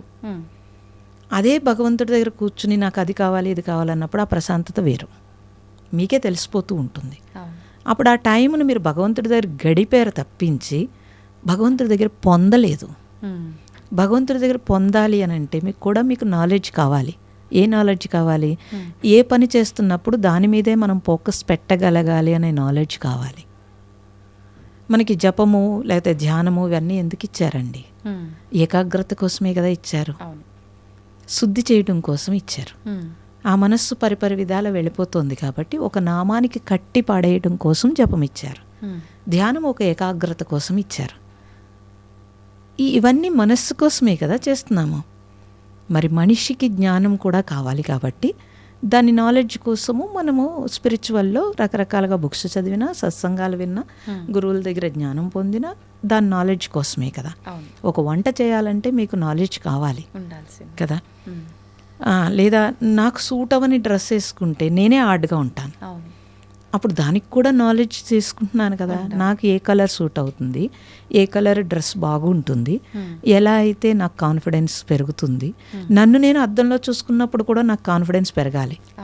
నేను ఆర్డ్ డ్రెస్ వేసేసుకుని నన్ను నేను అద్దంలో చూసుకుంటే నాకే చిరాకు అనిపిస్తుంది. కొంతమంది చూడండి, ఎదుటివాడు అది ఆర్డ్ డ్రెస్ చూస్తే నా వంక చూస్తారని వేసుకుంటారు. నీ వంక చూడటం కోసం కాదు కదా, నీకు బాగుండాలి అంతే. అలా ఈ జీవితంలో నాకు బాగుండడం కోసం ఏదైనా చేయాలి, కానీ ఇతరుల కోసం మనం ఏం చేయలేం కదమ్మా. అందుకని మన లైఫ్ని ఎవరికి తాకట్టు పెట్టకుండా మనకేం కావాలి అనే స్పష్టత ఉంటే చాలా ఈజీ అయిపోతుంది. మన మనస్సుకు ఏది కరెక్ట్ అనిపిస్తే అదే చేయాలి. ఏది కరెక్ట్ అనిపిస్తుంది అని అంటే, ఏది నాకు ఇప్పుడు ఎవరినో కొట్టడం కరెక్ట్ అనిపిస్తే అది కాదు కదా. అవును, అది నా మనసుకు అలా కాదు. ఏది చేస్తే నేను ఫర్దర్గా ప్రారంధము రాకుండా ఉంటుంది, ఏది చేస్తే ఫర్దర్గా నాకు ఘర్షణ లేకుండా ఉంటుంది, అది తెలుసుకోవాలి ఫస్ట్. ఓకే, ఏది చేస్తే నేను మళ్ళీ నేను చేసింది ఇంకొకసారి ఇలా ఎందుకు చేశానని నేనే అనుకోకూడదు. ఏది చేస్తే ఇది ఓకే, ఇది కరెక్ట్ అని నాకు అనిపించాలి, ఎవరి కోసమో కాదు. అంటే రిగ్రెట్ ఉండకూడదు, ఆలోచించాలి ముందుగా. రిగ్రెట్ ఉండకూడదు. ఏది చేస్తే నువ్వు కరెక్ట్గా నీకు బాగుంటుంది అంటే అందరికీ అన్నీ సూట్ అవ్వవు. నాకేది కావాలి, నాకేది సూట్ అవుతుంది. ఇప్పుడు ఎవరిని పిల్లల్ని పెంచాలన్నా పక్కవాడు ఏదో చేస్తుంటే అలా పెంచుతాం మనం. అలా కాదు కదా, వాడికేం కావాలి, వాడి ద్వారా మనమేమి చేయాలనుకుంటున్నాము, ఇది తెలిసిన పేరెంట్ కరెక్ట్గా పేరెంటింగ్ కరెక్ట్గా ఉంటుంది. అది తెలియకుండా పక్క వాళ్ళు ఏదో చేస్తుంటే మనం ప్రెజర్ పెడితే కనుక అప్పుడు ఆ బిడ్డ రేపు రొద్దుటే మనల్ని తిడతాడు. నీ ఇష్ట ప్రకారం నన్ను రుద్దేవని చెప్తాడు. కానీ ఇప్పటి పిల్లలు కూడా అలానే ఉన్నారు కదమ్మా, పక్కన వాళ్ళతో పోల్చుకొని. మరి మనం నేర్పిందే కదమ్మా, మనం నేర్పిందే కదా, ఇదంతా మనం నేర్పిందే కదా. వాడికి ఏం తెలీదు. మీరు జీన్ ప్యాంట్ వేస్తారు, వేస్తే వాడికి అసలు జీన్ ప్యాంట్ అంటే తెలుసా? 1 year 2 yearsకి వాడికి తెలుసా? అసలు తెలియదు. వాడు దాని మీద తర్వాత ఏం చేస్తాడు, వాడు ఆల్రెడీ వేసేసుకున్నాడు కాబట్టి పక్కవాడు ఏం వేసుకున్నాడో చూస్తాడు. అప్పుడు దాని మీద ఫోకస్ పెడతాడా పెట్టడా? పెడతాడు. మరి మన పెద్దవాళ్ళు అలా చేశారా? మీకేం కావాలో అది ఇవ్వలేదు వాళ్ళు. వాళ్ళు ఏమి ఇచ్చారో అది తీసుకున్నారు మీరు. అందుకే మీ పెద్దల పట్ల మీకు రెస్పెక్ట్ ఉంది. ఎప్పుడూ కూడా మీకు వాళ్ళు కాన్ఫిడెన్స్ పెంచేటట్టుగా పెంచారు. మీ పని మీరే చేసుకున్నట్టు చేశారు, అందివ్వలేదు. అందుకు మనం మన పని మనమే చేసుకుంటున్నప్పుడు మనకి సాటిస్ఫాక్షన్ ఉంది. మీరు అందిస్తున్నప్పుడు వాడికి సాటిస్ఫాక్షన్ లేదు. అందుకు పిల్లలు తిరగబడుతున్నారు. అంటే ఇప్పుడు ప్రస్తుతం జరుగుతున్న పిల్లల విషయంలో జరిగే పొరపాట్లకి పిల్లల తప్పేమీ లేదు, పెద్దవాళ్ళ ఆలోచన విధానం కరెక్ట్గా, పేరెంటింగ్ కరెక్ట్గా లేకపోవడం వల్లే అనుకోవచ్చామా? అయితే ఇది అంటే అలా అంటే మరి పెద్దవాళ్ళు అందరూ తిట్టుకుంటారు. కానీ నేను చూసిన ప్రపంచంలో చూస్తే కనుక సొసైటీ నుంచి వచ్చే ప్రభావం కొంత ఉంటుందండి, పేరెంట్స్ నుంచి కూడా కొంత ఉంటుంది. పేరెంట్స్ నుంచి కరెక్ట్గా ఉంటే సొసైటీలో వాడు ఏదైనా అంటించుకున్నా కూడా మళ్ళీ వాడు వదిలేయగలుగుతాడు. సొసైటీ పేరెంట్స్ 2 ఒకేలా ఉంటే కనుక వాడు వదలలేడు. ఎందుకంటే పరిసరాల్లో అదే నేర్చుకున్నాడు, సొసైటీలో కూడా అదే ఉంది. అప్పుడు వాడు ఎలా నేర్చుకుంటాడు చెప్పండి? మా గురువు గారు IPS సెలెక్ట్ అయ్యి ఆయన సద్బ్రాహ్మలు చక్కగా ఇంట్లో మంత్రము, సాంస్క్రిట్ అన్నీ చదువుకున్నారు. కానీ IPS సెలెక్ట్ అయ్యి కూడా అక్కడికి వెళ్ళిన తర్వాత వెనక పిలక తీయాలని చెప్పి IPS వదిలేసి వచ్చారు. వచ్చి ఆయన చక్కగా కెమిస్ట్రీలో చక్కగా టాప్లోకి వచ్చి మళ్ళీ వేరే జాబ్ చేసుకున్నారు. అయితే అందరూ అదేంటి పిచ్చి అది అంటారు, కానీ అలా కాదు.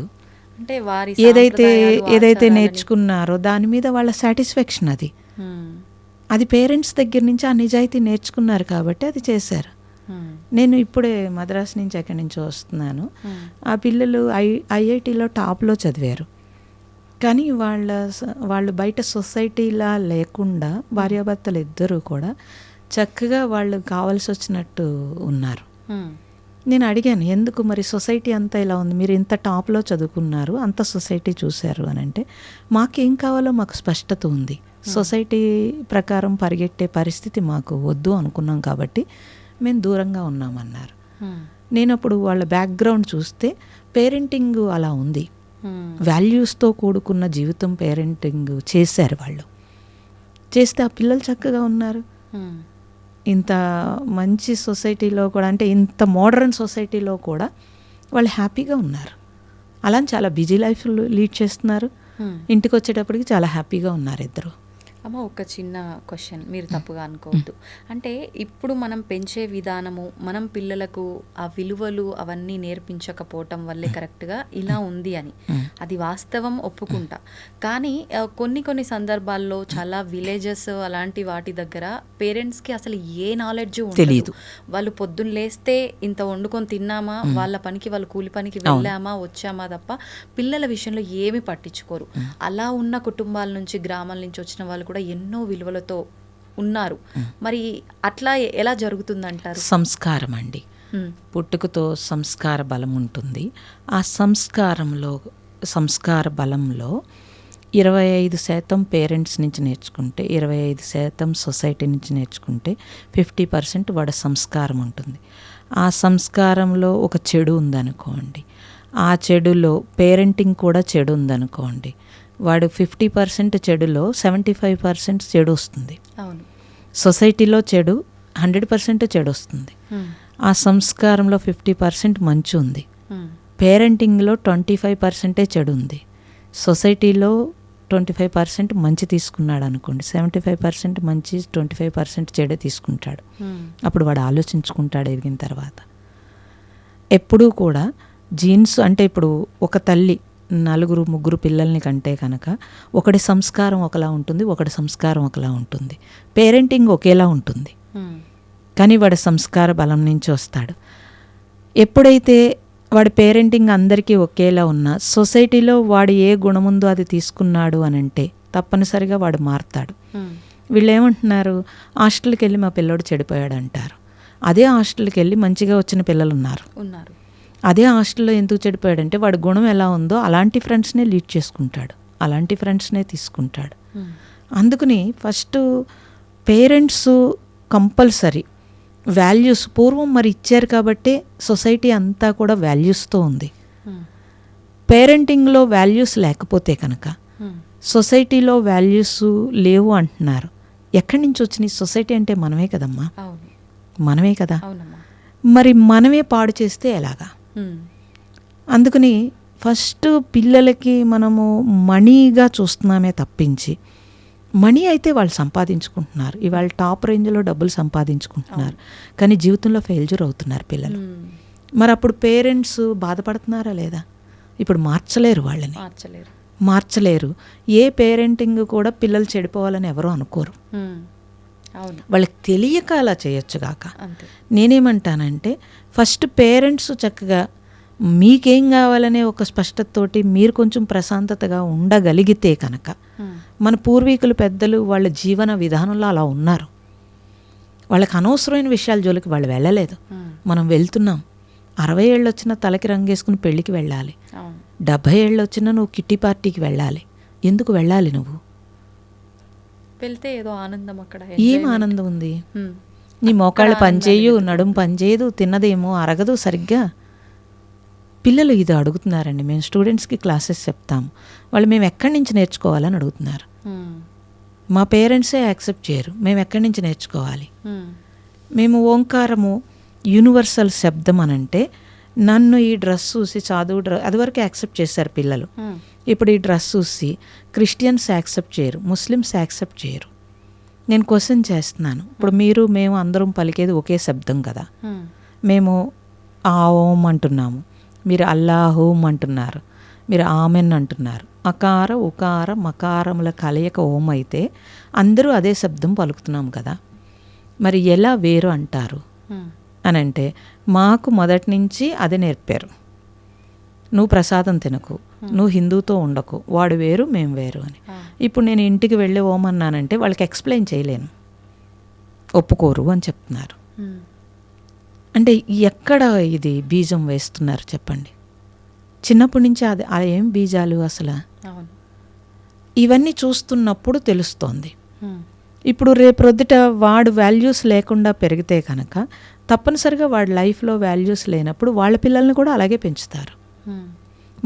మన పేరెంట్స్ చదువుకోపోయినా వాళ్ళ వాల్యూస్కి ఇంపార్టెన్స్ ఇచ్చారు, ధర్మానికి ఇంపార్టెన్స్ ఇచ్చారు కాబట్టి వాళ్ళు ప్రశాంతంగా జీవించారు, ఎక్కడ అనారోగ్యం లేకుండా జీవించారు. ఒకవేళ అనారోగ్యం వచ్చినా వాళ్ళు భయపడలేదు, తట్టుకోగలిగారు. మనం తట్టుకోగలుగుతామమ్మా? వెంటనే భయం, తట్టుకోలేము మనం. మరి భయం వేస్తుంది. మీకు డబ్బు ఉంటుంది, ఇంత ఇన్సూరెన్స్ ఉంటుంది, పక్కనే హాస్పిటల్ ఉంటుంది, మీరు ధైర్యంగా పడుకోగలుగుతున్నారా? లేదు. ధైర్యంగా తినగలుగుతున్నారా? వాళ్ళు ఇంతంత కుంభాలు అన్నం తిన్నారు, చాలా ప్రశాంతంగా ఉన్నారు. మీరు గట్టిగా పార్టీకి వెళ్ళి ఇంత తినాలంటే భయపడతారు మళ్ళీ. మరి జీవితం ఎంజాయ్ చేస్తున్నారా? లేదు. మరి జీవితం ఎంజాయ్ చేయకపోతే ఇంకెందుకమ్మా ఈ జీవితం, ఇంత కష్టపడటం? సో శ్రీకృష్ణుడు భగవద్గీతలో 18 అధ్యాయాల్లో ఎలా జీవించాలో చెప్పాడు. ఏ పేరెంటింగ్లో కానీ ఎవరు తీసుకున్నారో చెప్పండి అసలు? సో ఎవరైనా అల్టిమేట్గా హ్యాపీగా జీవించాలి కదా. ఎంజాయ్ చేస్తే హ్యాపీనెస్ అనుకుంటున్నారు కానీ హ్యాపీగా జీవించటము హ్యాపీనెస్ అనుకోవట్లేదు. ఎంజాయ్ చేసేది డబ్బులతో ఎంజాయ్ చేస్తేనే హ్యాపీనెస్ అంటున్నారు. అన్ని ప్రాణులు ఏ డబ్బు లేకుండా హ్యాపీగా ఉన్నాయా లేవా? అసలు అంటే అమ్మా, అన్ని ప్రాణులు హ్యాపీగా ఉన్నాయి అని మనం ఎలా చెప్పగలుగుతాము? వాటికి ఎమోషన్స్, జ్ఞానం ఏమీ లేదు మానవులు. ఎలా అనుకుంటారు మీరు? ఎమోషన్ లేకపోతే మీరు ఒక పెట్టుని పెంచండి, అది మీకోసం వెయిట్ చేస్తోంది, వెయిట్ చేసి మీ ప్రేమ కోసం ఎదురు చూస్తోంది. అవును. మీకు ఒంట్లో బాగోపోతే అది సఫర్ అవుతోంది. అది ఏ పెట్టుని పెంచండి మీరు, మరి అవుతాం. ఎమోషన్ లేదని ఎలా అంటారు? అది గ్రహిస్తుంది. ఎంతోమంది ఎన్నో పెట్స్ని పెంచినప్పుడు వాళ్ళు చనిపోయినప్పుడు అవి కూడా సిక్ అయి చనిపోతున్నాయి. ఎందుకు లేదమ్మా జ్ఞానము? ఇంటి యజమాని ఎంత కాపలా కాస్తోంది, ఎంత ట్రై చేస్తున్నాయి, అవి చెప్పడానికి ఎంత ట్రై చేస్తున్నాయి. వినే నాలెడ్జ్ మనకు లేదు, వినే టైం కూడా మనకు లేదు. ఆ పెట్ కూడా ఫ్యాషన్గా పెంచుతున్నాం తప్పించి పూర్తి ఎమోషనల్ దాన్ని కనెక్ట్ అవ్వట్లేదు కదా. దాన్ని కనెక్ట్ అయితే తెలుస్తుంది. కనెక్ట్ అయితే కనుక వాటి లవ్, వాటి ఎఫెక్షను, లేకపోతే అవి మనల్ని ఏమి కోరుకుంటున్నాయి అని తెలుస్తాయి. మేము ఆశ్రమంలో చూస్తాము. నేను 3 months అమెరికాలో ఉన్నాను లాస్ట్ వెళ్ళినప్పుడు. ఎన్ని ప్రాణులు ఎదురు చూసినాయి. నేను వెళ్ళి మళ్ళీ క్లాస్ చెప్పి ఓంకారం చెప్పినప్పుడు అన్ని ప్రాణులు సౌండ్ చేసినాయి, అందరూ విన్నారు. నేను అదే చెప్పాను, ఇన్ని ప్రాణులు ఎదురు చూస్తున్నాయి మన కోసం.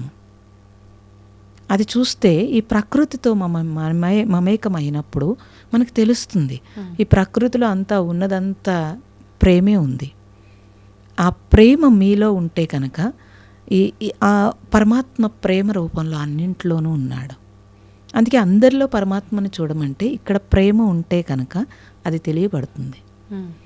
ఇక్కడ సహృదయము, అట్లీస్ట్ సహృదయం లేకపోతే ఏమీ తెలియబడదు. ఇక్కడ కఠినత్వం ఉంటే కనుక అన్నీ కూడా మీకు వస్తుమయం కింద కనిపిస్తాయి.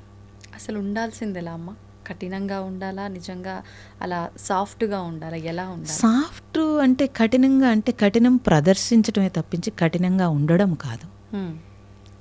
అవసరమైనప్పుడు కఠినం ప్రదర్శిస్తారు. ఇప్పుడు మీరు నాకేదో హాని చేస్తున్నారు, సాఫ్ట్గా కూర్చుంటానా ఏంటి? లేదు కదా.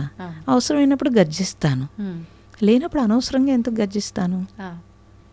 ఆ నాలెడ్జ్ కావాలి. అవును. ఎప్పుడు సాఫ్ట్గా ఉండాలి, ఎప్పుడు గర్జించాలి. మీరు నన్నెవరో ఏదో చేస్తున్నప్పుడు నేను ఎందుకు సాఫ్ట్గా ఉంటాను? ఇప్పుడు నేను స్పిరిచువల్ సన్యాసిని కాబట్టి అయితే నాయన పీక్ కోసుకో అని చెప్తానా ఏంటి? లేదు కదా. మీరెలాగా అభిప్రాయపడతారు సన్యాసి సాఫ్ట్గా ఉండాలని? సన్యాసి సాఫ్ట్గా ఉంటాడు, మరి సొసైటీలో వెంటనే సన్యాసిని దోచుకుంటారు. ఎలా కుదురుతుందండి అలాగా? ఇప్పుడు నా ప్రాణం మీదకి వస్తే నేను ఒప్పుకుంటానా ఏంటి? లేదు. మరి అది తెలుసుకోవాలి. ఎప్పుడు మనము సాఫ్ట్గా ఉండాలి, ఎప్పుడు ప్రదర్శించగలగాలి, ఇది తెలియాలి. ఓకే. అందుకే నాలెడ్జ్ ఈజ్ డివైన్ అన్నారు. అది కావాలి అని అంటే ముందు మీరు ప్రశాంతంగా ఉండాలి. అలా ప్రశాంతంగా ఉండాలంటే మీరు చెప్పినట్టుగా సాధన ముఖ్యం ఉండాలి. ఇప్పుడు సాధన చేయటం వల్ల కోపము, ఏదైతే ఈ ఎమోషన్స్ ఉన్నాయో ఇవన్నీ మనం కంట్రోల్ చేయగలుగుతామా నిజంగా? తప్పకుండా. సాధన ఉన్న మనుషులకి, సాధన లేని మనుషులకి చాలా తేడా ఉంటుందండి.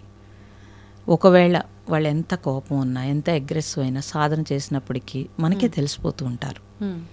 చాలా కంట్రోల్ అవుతాయి.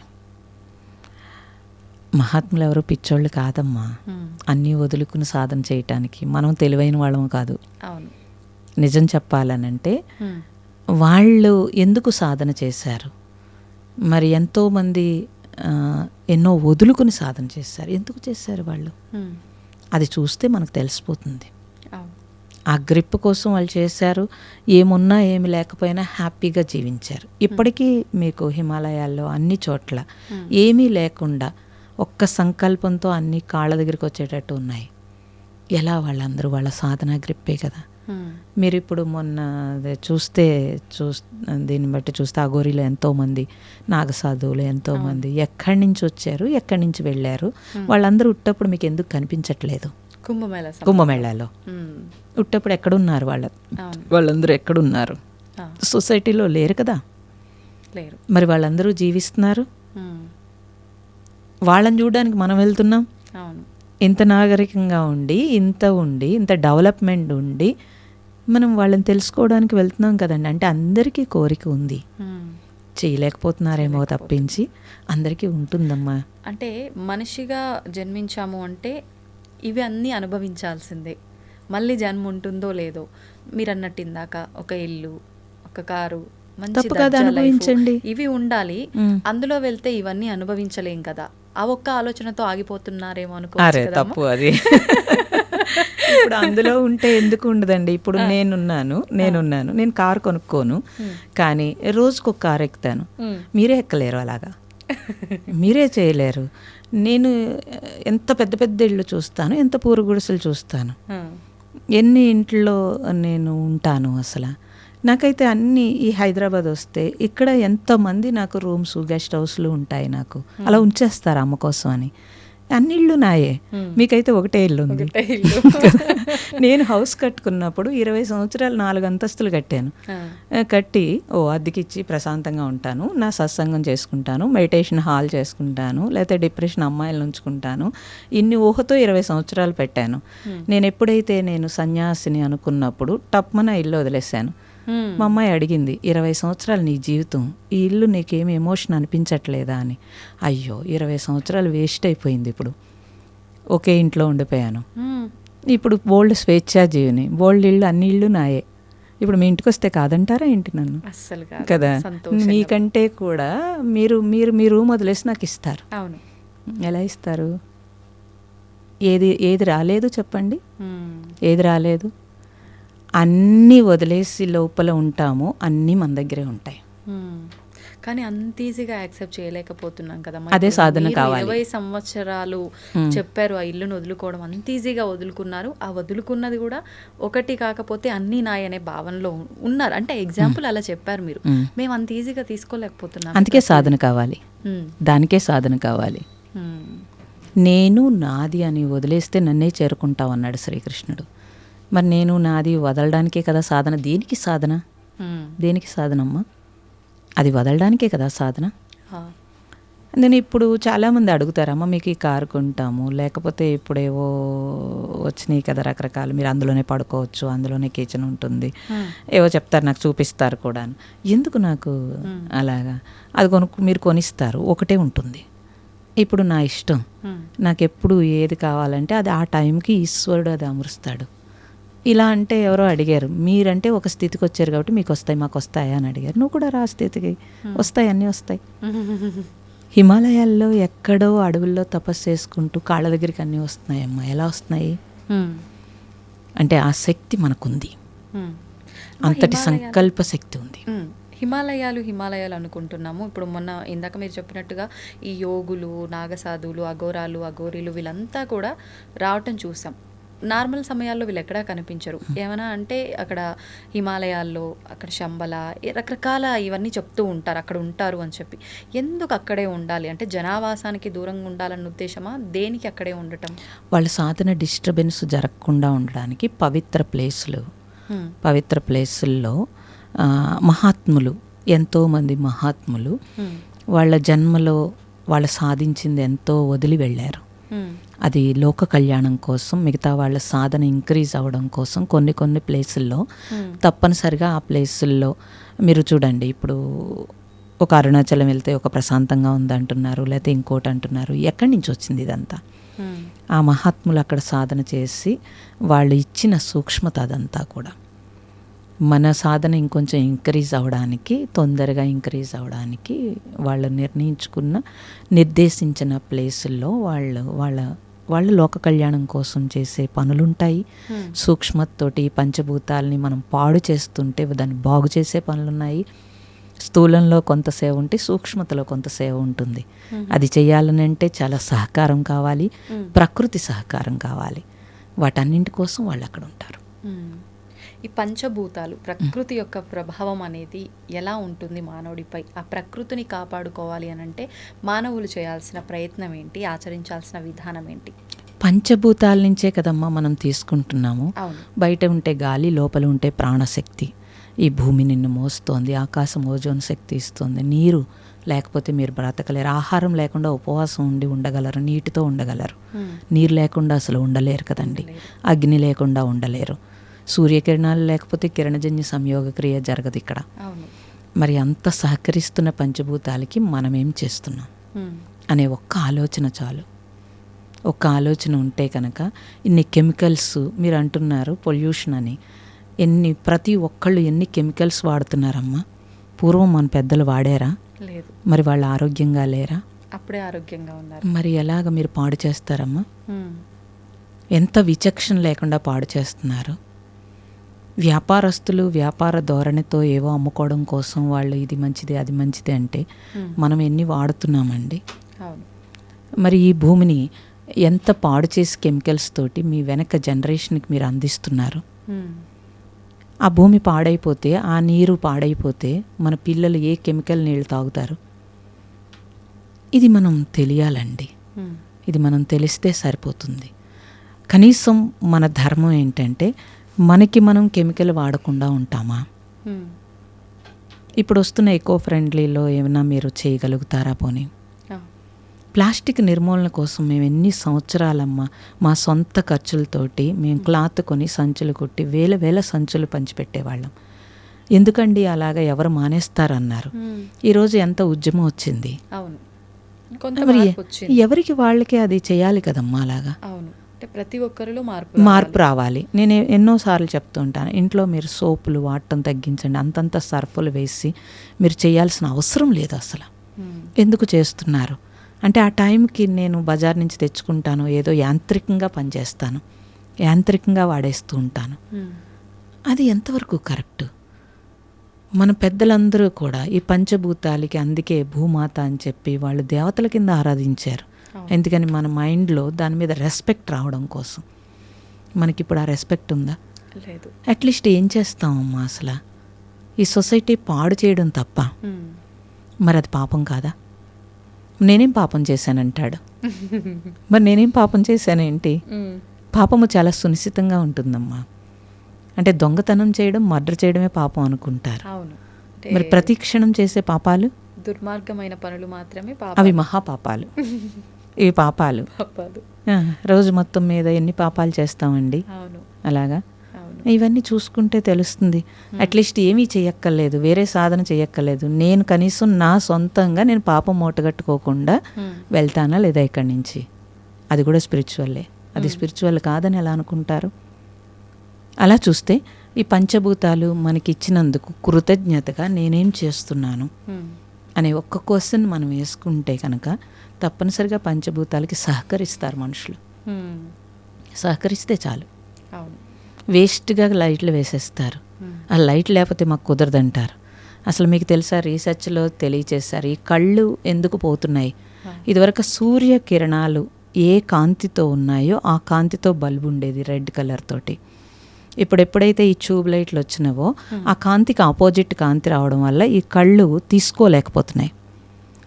ఆ రిఫ్లెక్షన్తో తొందరగా పాడైపోతున్నాయి. మరి ఎవరు పాటిస్తారండి?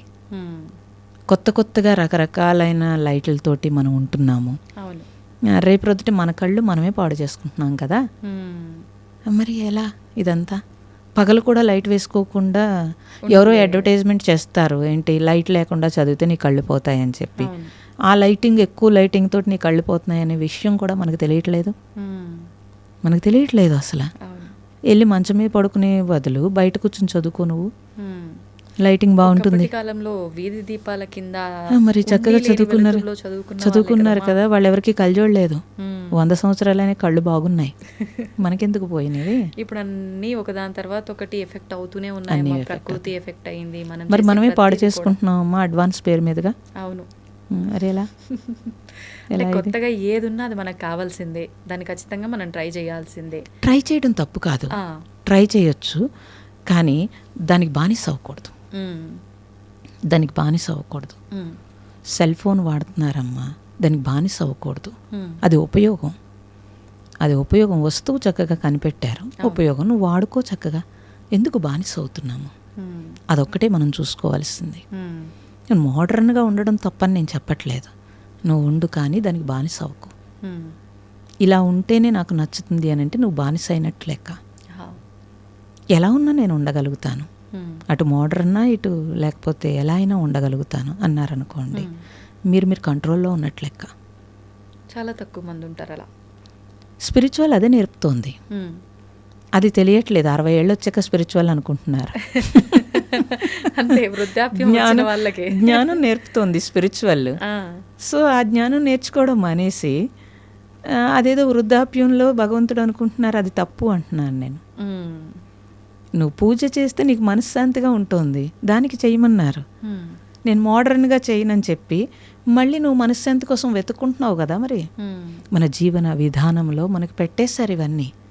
నీకు ప్రొద్దుటే నీ మనశ్శాంతి కావాలి, నువ్వు ఎందుకని యుద్ధానికి వెళ్తున్నప్పుడు ఈ సంసారంలో రకరకాల యుద్ధాలు చేయాల్సి ఉంటుంది. నువ్వు ప్రశాంతంగా ఉంటే అవన్నీ ఎదుర్కోగలుగుతావు. నాలెడ్జ్ ఉంటే కనుక వాటన్నింటినీ సమయస్ఫూర్తితో చేసుకోగలుగుతావు. లేకపోతే ఎలాగమ్మా?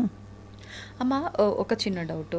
ఇప్పుడు ప్రస్తుతం మనకు ఆధ్యాత్మికత గురించి, సనాతన ధర్మం గురించి, వీటన్నిటి గురించి, సాధన గురించి అయితేనేంటి, వీటి గురించి మనం ఎంత ఎక్కువగా వింటున్నామో మీడియా ద్వారా, అంత ఎక్కువగా ఇది చేస్తేనే ఇలా ఉంటాము, అది చేస్తేనే అలా ఉంటాము, అసలు మనము ఉన్నదానికి అర్థం ఇది, దీన్ని మనం తెలుసుకోవాలి, ఇలాంటివన్నీ కూడా రేజ్ అవుతున్నాయి, బయటకు వస్తున్నాయి. దాన్ని ఆచరించాలనే ఆలోచన కొంతమందిలో వస్తుంది. ఇదంతా మూఢనమ్మకం అనుకునే వాళ్ళు కొంతమంది ఉన్నారు. అయితే నాకు అనిపించింది ఏంటంటే, ఒకప్పటి కాలంలో వాళ్ళ పని వాళ్ళు చేసుకున్నారా, వాళ్ళ పనికి వాళ్ళు వెళ్ళారా, మళ్ళీ టైం ప్రకారంగా వండుకున్నారా, తిన్నారా, టైం ప్రకారంగా పడుకున్నారా తప్పితే, అంటే ఎక్కువగా దీపారాధనలు చేయటము, సాధనలు చేయటం కూడా చూసిన సందర్భాలు చాలా తక్కువ.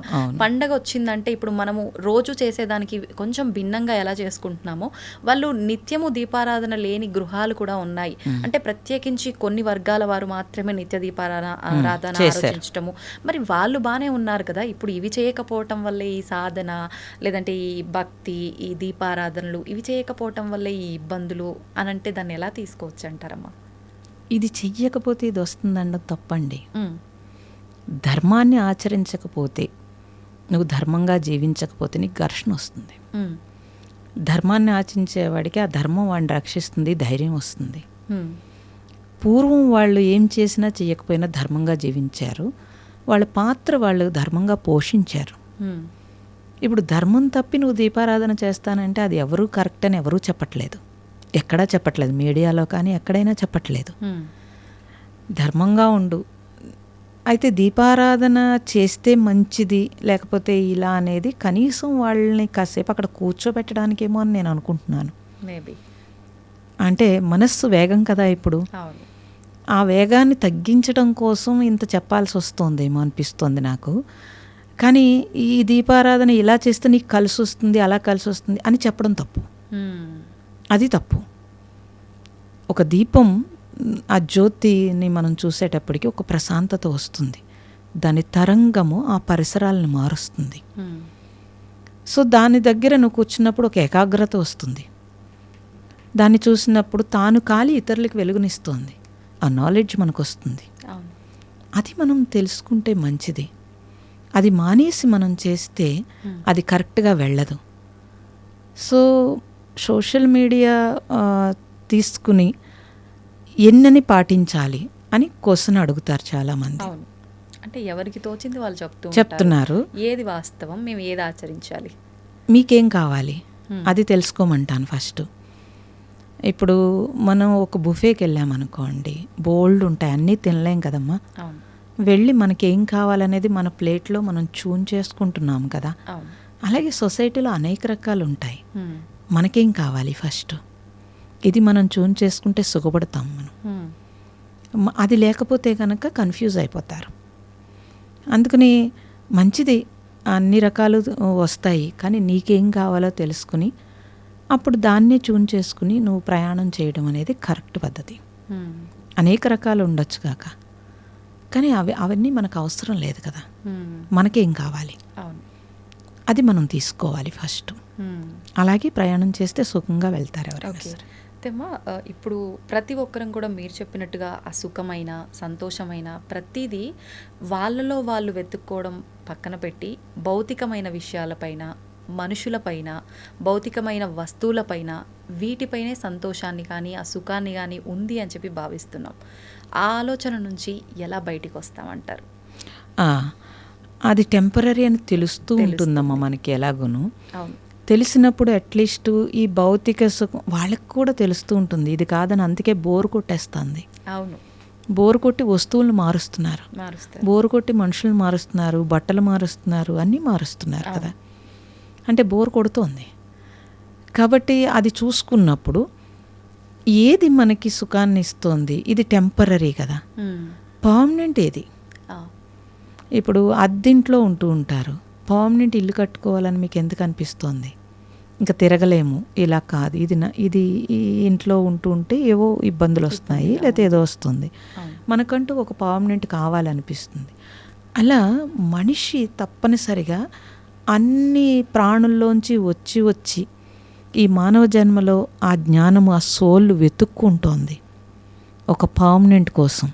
ఇంకా అస్తమాను పుట్టి సచ్చి గోల నాకు వద్దురా నాయనా, జ్ఞానం ఉన్న జన్మకు వచ్చావు నువ్వు, చక్కగా అలా ఉండమని లోపల సోల్ ఘోషిస్తోంది.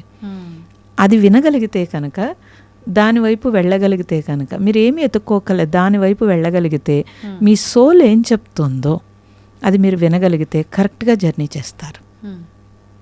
అది అన్వేషిస్తోంది. ఎందుకనే ఇన్ని జన్మల నుంచి వచ్చింది కాబట్టి అట్లీస్ట్ మానవ జన్మలోనైనా సరే విడుదల కోసమే వచ్చింది ఈ జన్మకి. అది మీరు తెలుసుకోగలిగితే పాపం సోల్ని చాలా మనం ఇబ్బంది పెడుతున్నామని తెలుస్తుందమ్మా. అలా తెలిస్తే తప్పనిసరిగా వాళ్ళు అన్వేషిస్తారు, వెతుక్కుంటారు, వెతుక్కుని ఆ జర్నీ వైపు వెళ్తారు. ఫస్ట్ అందుకని ఆత్మోన్నతి, మీరన్న ఆత్మోన్నతి అంటే ఆత్మకి ఉన్నతి ఏంటండి? నేను ఆత్మ వైపు వెళ్ళడమే ఉన్నతి. ఉన్నది అది శక్తి, చైతన్యము, దానికి మళ్ళీ ఉన్నతి అక్కర్లేదు. అది ఉన్నతిగా ఉండడానికే మానవ జన్మకు వచ్చింది. కానీ నేను పక్కకి వెళుతున్నాను, అది మనం తెలుసుకున్నాం అనుకోండి, ఎప్పుడైతే ఆత్మ వైపు జర్నీ చేయటమే ఉన్నతి కింద లెక్క. అంటే మనం ఏది చేసినా కూడా బాహ్యంగా మనం ఏ రియాక్షన్స్ చూపిస్తున్నామో అది కాకుండా ఆత్మ ఆనందం, ఆత్మ సంతృప్తి, నీ సంతృప్తి అంటారు కదా, అది కలిగినప్పుడే అది నిజమైన ఆనందం అనిపిస్తుంది. ఇప్పుడు శాశ్వతంగా ఉంటుంది, అది శాశ్వతంగా ఉంటుంది. ఇప్పుడు మీకు ఏం చేసినా అసంతృప్తిగానే ఉంది. అవును, ఈ అసంతృప్తి ఎక్కడి నుంచి వస్తుంది అంటే మీరు రియల్గా వెళ్ళట్లేదు కాబట్టి అసంతృప్తి వస్తుంది. ఇప్పుడు కోరిక కూడా ఎక్కడి నుంచి పుడుతుందండి? అసంతృప్తి నుంచే పుడుతుంది. మీరు జాబ్ చదువుకోవడమే ముఖ్యం అనుకున్నారు, తర్వాత జాబ్ రావడమే ముఖ్యం అన్నారు, మళ్ళీ తర్వాత ప్రమోషన్ రావడమే ముఖ్యం అనుకున్నారు, మళ్ళీ ఆ ప్రమోషన్ నుంచి ఇంకొంచెం ప్రమోషన్ అలా వెళ్ళి రిటైర్ అయిపోయారు. రిటైర్ అయిపోయిన తర్వాత ఇప్పుడు ఏం చేస్తున్నారు? మళ్ళీ మీరు మళ్ళీ వెతుకుతున్నారు. ఏం వెతుకుతున్నారు? అప్పుడు రిటైర్ అయిపోయాను కాబట్టి ఇప్పుడు నేను స్పిరిచువల్లోకి వెళ్తాను. వెతుకుతున్నారా? వెతకట్లేదా? వెతుకుతున్నారు. అంటే ఇంకా ఆగలేదు కదండి. ఆగలేదు. అవును. అంటే ఆఖరి నిమిషం వరకు కూడా ఏదో ఒకటి వెతుకుతున్నారు కదా, వెతుకుతూనే ఉంటాం. వెతుకుతున్నారు. అవును. అదే ఒక బ్రహ్మచారి అంటే స్పిరిచువల్లోకి వచ్చాడు, ఏదో చదువుకున్నాడు, కాదు నాకు ఇది కాదు జీవితం అని అన్వేషణ మొదలుపెట్టాడు. మొదలుపెట్టి పోనీ ఒక గురువు అయ్యాడు, లేకపోతే ఒక సాధువు అయ్యాడు, లేకపోతే ఒక ఆశ్రమంలో ఉన్నాడు అనుకుందాం. పోనీ ఇంక వాడు వెతకట్లేదు కదా, ఆగాడు అక్కడ. అవును. ఆగి తాను తెలుసుకున్నది బోధిస్తున్నాడో, లేకపోతే తాను తృప్తిగా ఉంటున్నాడో, లేకపోతే ఈ సొసైటీకి ఏదో సేవ చేస్తున్నాడో, లేదా సొసైటీ కాకపోతే సూక్ష్మతలో సేవ చేస్తున్నాడో, సెల్ఫ్ సాటిస్ఫాక్షన్తో జీవిస్తాడు మనీ లేకపోయినా. మరి ఎలా జీవించగలుగుతున్నారు? ఈ రెండింటికి తేడా తెలిస్తే ఇప్పుడు మేము కూడా జర్నీ స్టార్ట్ చేసాము. చదువుకోవాలి, లేకపోతే జాబ్ చేయాలి, లేకపోతే డబ్బులు సంపాదించాలి, ఇల్లు కట్టుకోవాలి అని. అందులో సాటిస్ఫాక్షన్ లేదు అని తెలిసినప్పుడు, ఈ జర్నీలోకి వచ్చినప్పుడు, ఇందులో సాటిస్ఫై అయినప్పుడు ఇక్కడ ఆగేమా లేదా? ఇంకా ఆగి అయ్యో మనం ఎంత కష్టపడ్డాము, ఎవరైనా ఇంత కష్టపడకుండా ఉండాలంటే మనకు తెలుసున్న విషయాన్ని తెలియచేస్తే సరిపోతుంది అనిపిస్తుంది. కొన్నాళ్ళకి ఇది కూడా అనిపించదు, కొన్నాళ్ళకి ఇది కూడా తగ్గిపోతుంది. తగ్గిపోతే కనుక మనకి మనము సాటిస్ఫాక్షన్గా ఉండడమే ఉంటుంది. ఆ భగవాన్ చెప్పాడు అదే ఉండడము అంటే. ఊరక ఉండడం అంటే ఖాళీగా ఉండడం అని కాదు, నువ్వు నీతో ఉండడం అని. నేను నాతో ఉండడం అనేది చాలా హ్యాపీనెస్ని ఇస్తుంది. మనుషులందరూ అన్నీ పెట్టుకుని వాళ్ళతో ఉండకుండా ఇబ్బంది పడుతున్నారు. అన్నీ ఉంటున్నాయి, ఎవరికి హ్యాపీనెస్ ఉంది చెప్పండి? లేదు. మరి మళ్ళీ అన్వేషిస్తున్నారు స్పిరిచువల్ అని చెప్పి. డబ్బుంటే ఆనందం అనుకుంటారు, మరి అది ఆ డబ్బు మరి సంపాదిస్తారు, అయినా ఆనందం ఉండదు. ఇప్పుడు మీరు అలా అయితే బిల్ గేట్స్ లేకపోతే టాటా వాళ్ళు అందరూ బోల్డ్ ఆనందం పొందాలి కదమ్మా. అవును. మళ్ళీ వాళ్ళు పొందట్లేదు కదా. అంటే డబ్బుతో ఆనందం కలిగిస్తుందేమో కానీ అది శాశ్వతం కాదు. డబ్బుతో సౌకర్యం వస్తుంది, భోగం వస్తుంది, కానీ పూర్తిగా తృప్తి అయితే రాదు. డబ్బుతో సౌకర్యం, డబ్బు వద్దని నేనేం చెప్పట్లేదు. నువ్వెవరి మీద ఆధారపడకుండా నువ్వు ఏర్పాటు చేసుకోవడం తప్పని ఎవరూ చెప్పరండి. డబ్బుతో ఆనందం వస్తుందండం తప్పు. అది అంటే నీకు కావాల్సినవి ఇవ్వడానికి అది మాధ్యమం కింద ఉపయోగించుకుంటున్నాం మనం తప్పనిసరిగా. అవసరం అంతే, అది అవసరం. వస్తువు ఎలా అవసరమో అది కూడా అవసరం. అది తెలిస్తే చాలు, అప్పుడు ఎంత అవసరమో తెలుస్తుంది.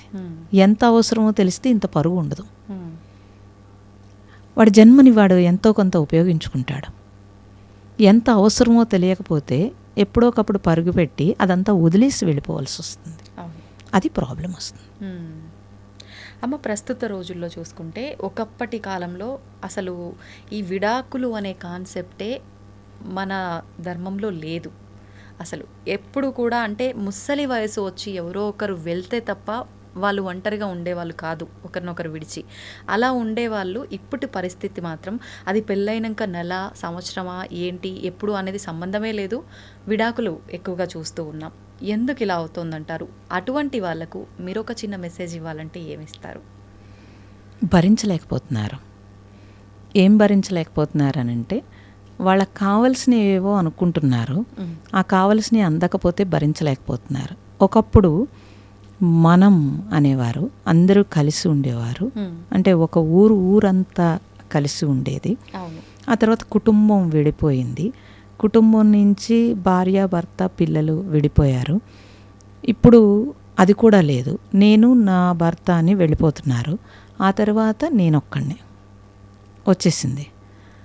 వివాహంలో ఏమవుతుంది అని అంటే క్యాలిక్యులేషన్ వచ్చేసింది. పూర్వం వివాహంలో క్యాలిక్యులేషన్ లేదు, ఇప్పుడు వివాహంలో క్యాలిక్యులేషన్ వచ్చింది.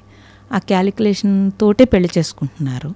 తల్లిదండ్రులు కూడా అదే క్యాలిక్యులేషన్తో చూస్తారు. ఒకవేళ తల్లిదండ్రులు ఇప్పుడు చేయకపోయినా భయపడుతున్నారు తల్లిదండ్రులు, వీళ్ళు అసలు కలిసి ఉంటారా లేదా, పోనీలే వాళ్ళకి ఇష్టమైందే మనం చేద్దాం పోనీ అనే స్థితికి తల్లిదండ్రులు కూడా వచ్చేసారు.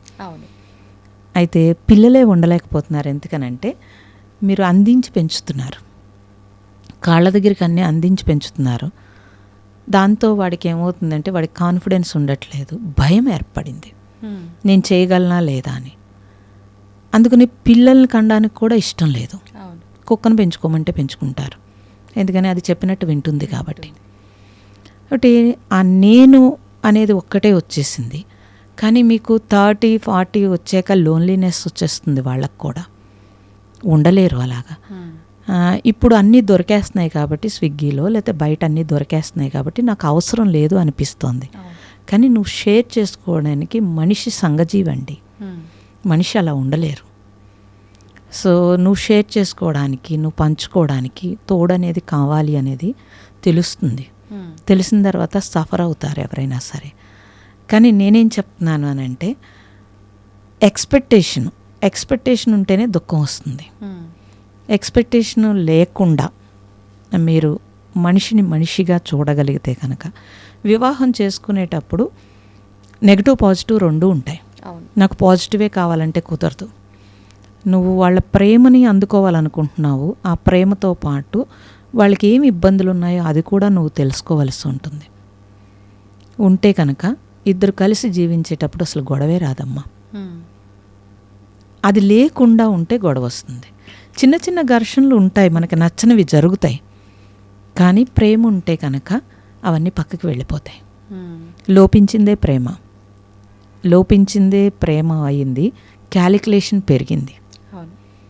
ఆ క్యాలిక్యులేషన్ లేకుండా మనము యాక్సెప్టెన్సీ కనుక, అలా అణిగిమణిగి ఉండమని నేను చెప్పట్లేదు.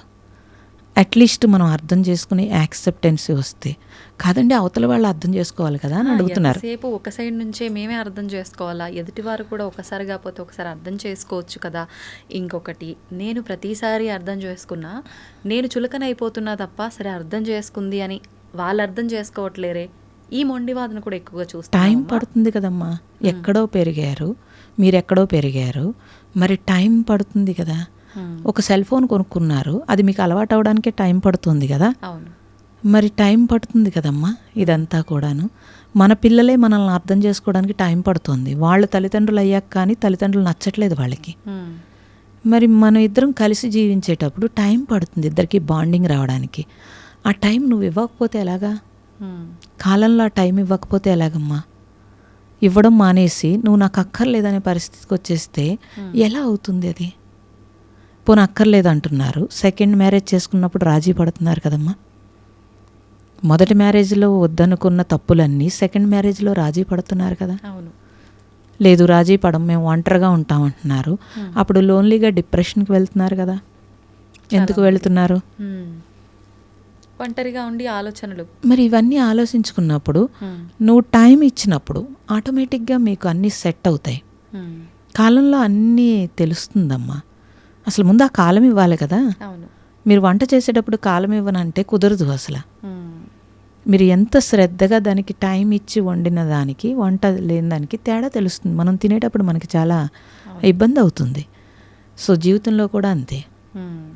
నువ్వు అర్థం చేసుకోవడానికి టైం పడుతుంది, మారడానికి కూడా టైం పడుతుంది, మనకు నచ్చినట్టు అవ్వడానికి కూడా టైం పడుతుంది. నువ్వు ఇస్తూ ఉంటే కనుక, నువ్వేదైనా ప్రేమని ఇస్తున్నప్పుడు అవతల వాళ్ళు కూడా ఎప్పుడోకప్పుడు కరగకుండా ఉంటారా? మనకి రామాయణం చెప్తోంది, రాయి కూడా రాముడి పాదం తగిలినప్పుడు ఆమె నాతి కింద మారింది కదా. ఎలా మారింది? ఇవన్నీ తెలియచేస్తున్నాయి. చరిత్ర తెలుసుకుంటే తెలుస్తుంది. ఏమీ తెలియకుండా నాకు అన్నీ కావాలంటే ఎలా కుదురుతుంది? అందుకని నేనేం అంటానంటే, మీరు వివాహం చేసుకున్నప్పుడు నో ఎక్స్పెక్టేషన్ తోటి వివాహం చేసుకోవడం ఒకటి. కొంచెం టైం తీసుకోమంటున్నాను. కొంచెం టైం తీసుకుని అప్పుడు కూడా మీకు సూట్ అవ్వకపోతే అప్పుడు మీరు నిర్ణయించుకోండి అంటాను. ఇంకొకటి, అర్థం చేసుకోవడానికి ఆ టైం ఇవ్వడంతో పాటు ఒకరికొకరు టైం ఇవ్వకపోవడం కూడా ఈ గొడవలకు దారి తీస్తుందేమో కదమ్మా. ఒకరికొకరు టైం ఇచ్చుకోకపోవడం ఒకటి. టైం అంటే తలకాయ సెల్ ఫోన్లో పెట్టుకుంటే ఎలా కుదురుతుందమ్మా? టైం లేదనడానికి లేదు. ఎవరి సెల్ వాళ్ళు పట్టుకుని కూర్చుంటే ఏం టైం ఇస్తారు? వాళ్ళ వంక ఏం చూస్తారు చెప్పండి. అంటే మీరు ఇందాక అన్నట్టు ఏది ప్రతి వస్తువు ప్రతి సిచ్యువేషన్ బోరు కొట్టినట్టు మనిషికి మనిషి మాటలు కూడా బోరు కొట్టే పరిస్థితి వచ్చి, అంటే మొబైల్ చూస్తుంటే 1,00,000 ఉంటాయి అందులో. అంటే కొన్ని చూస్తే నవ్వుతాము, కొన్ని చూస్తే ఇంకేదో, ఇంకొన్ని చూస్తే ఇంకేదో. దీనికి అలవాటు అయిపోయారు. మనిషితో మాట్లాడితే ఏం మాట్లాడతానులే, ఏదైనా మాట్లాడితే మాట పెరిగి గొడవ దాకా దారితీస్తుంది, దానికన్నా ఫోన్ చూసుకోవడమే ఉత్తమం. ఇలాంటి ధోరణి ఏర్పడి అప్పుడు ఫోన్ పెళ్లి చేసుకోవాలి కదా. మనిషిని ఎందుకు పెళ్లి చేసుకోవడం? అది నిజమమ్మా. అది అటు నుంచి ఏమీ రాదు, ఆ. అందుకు నచ్చుతోంది. అంటే అది మాట్లాడలేదు return లో. మాట్లాడలేదు కాబట్టి అందుకు నచ్చుతోంది కదా. అదే. అప్పుడు వివాహం చేసుకుని నువ్వు ఫోన్ చేసుకోవడం ఎందుకు? అది తీసేసి అసలు మానేస్తేనే బెటర్ కదా, ఇంకొకళ్ళ జీవితం నాశనం చేయక్కర్లేదు. ఈ మధ్యకాలంలో ఒక వీడియో చూసామ్మా నేను. ఉమ్. హస్బెండ్ పెద్ద ఆయన ఫోన్ చూస్తూ ఉన్నాడు ఎంతసేపు ఆ ఉయ్యాల్లో కూర్చొని. ఆయన్ని చూస్తూ వాళ్ళ కొడుకు కూడా సేమ్ అదే విధానం ఫాలో అవుతున్నాడు. ఈ పెద్ద అయిన వైఫ్ అంటే ఈ అబ్బాయి వాళ్ళ మదరు, ఆల్రెడీ ఈయన కూడా పెళ్ళైపోయింది, తను వెళ్ళి ఏదో మాట్లాడడానికి ప్రయత్నించింది. కానీ ఆయన పట్టించుకోకుండా ప్రతిసారి అలా ఫోన్లో చూస్తూ ఉండడం.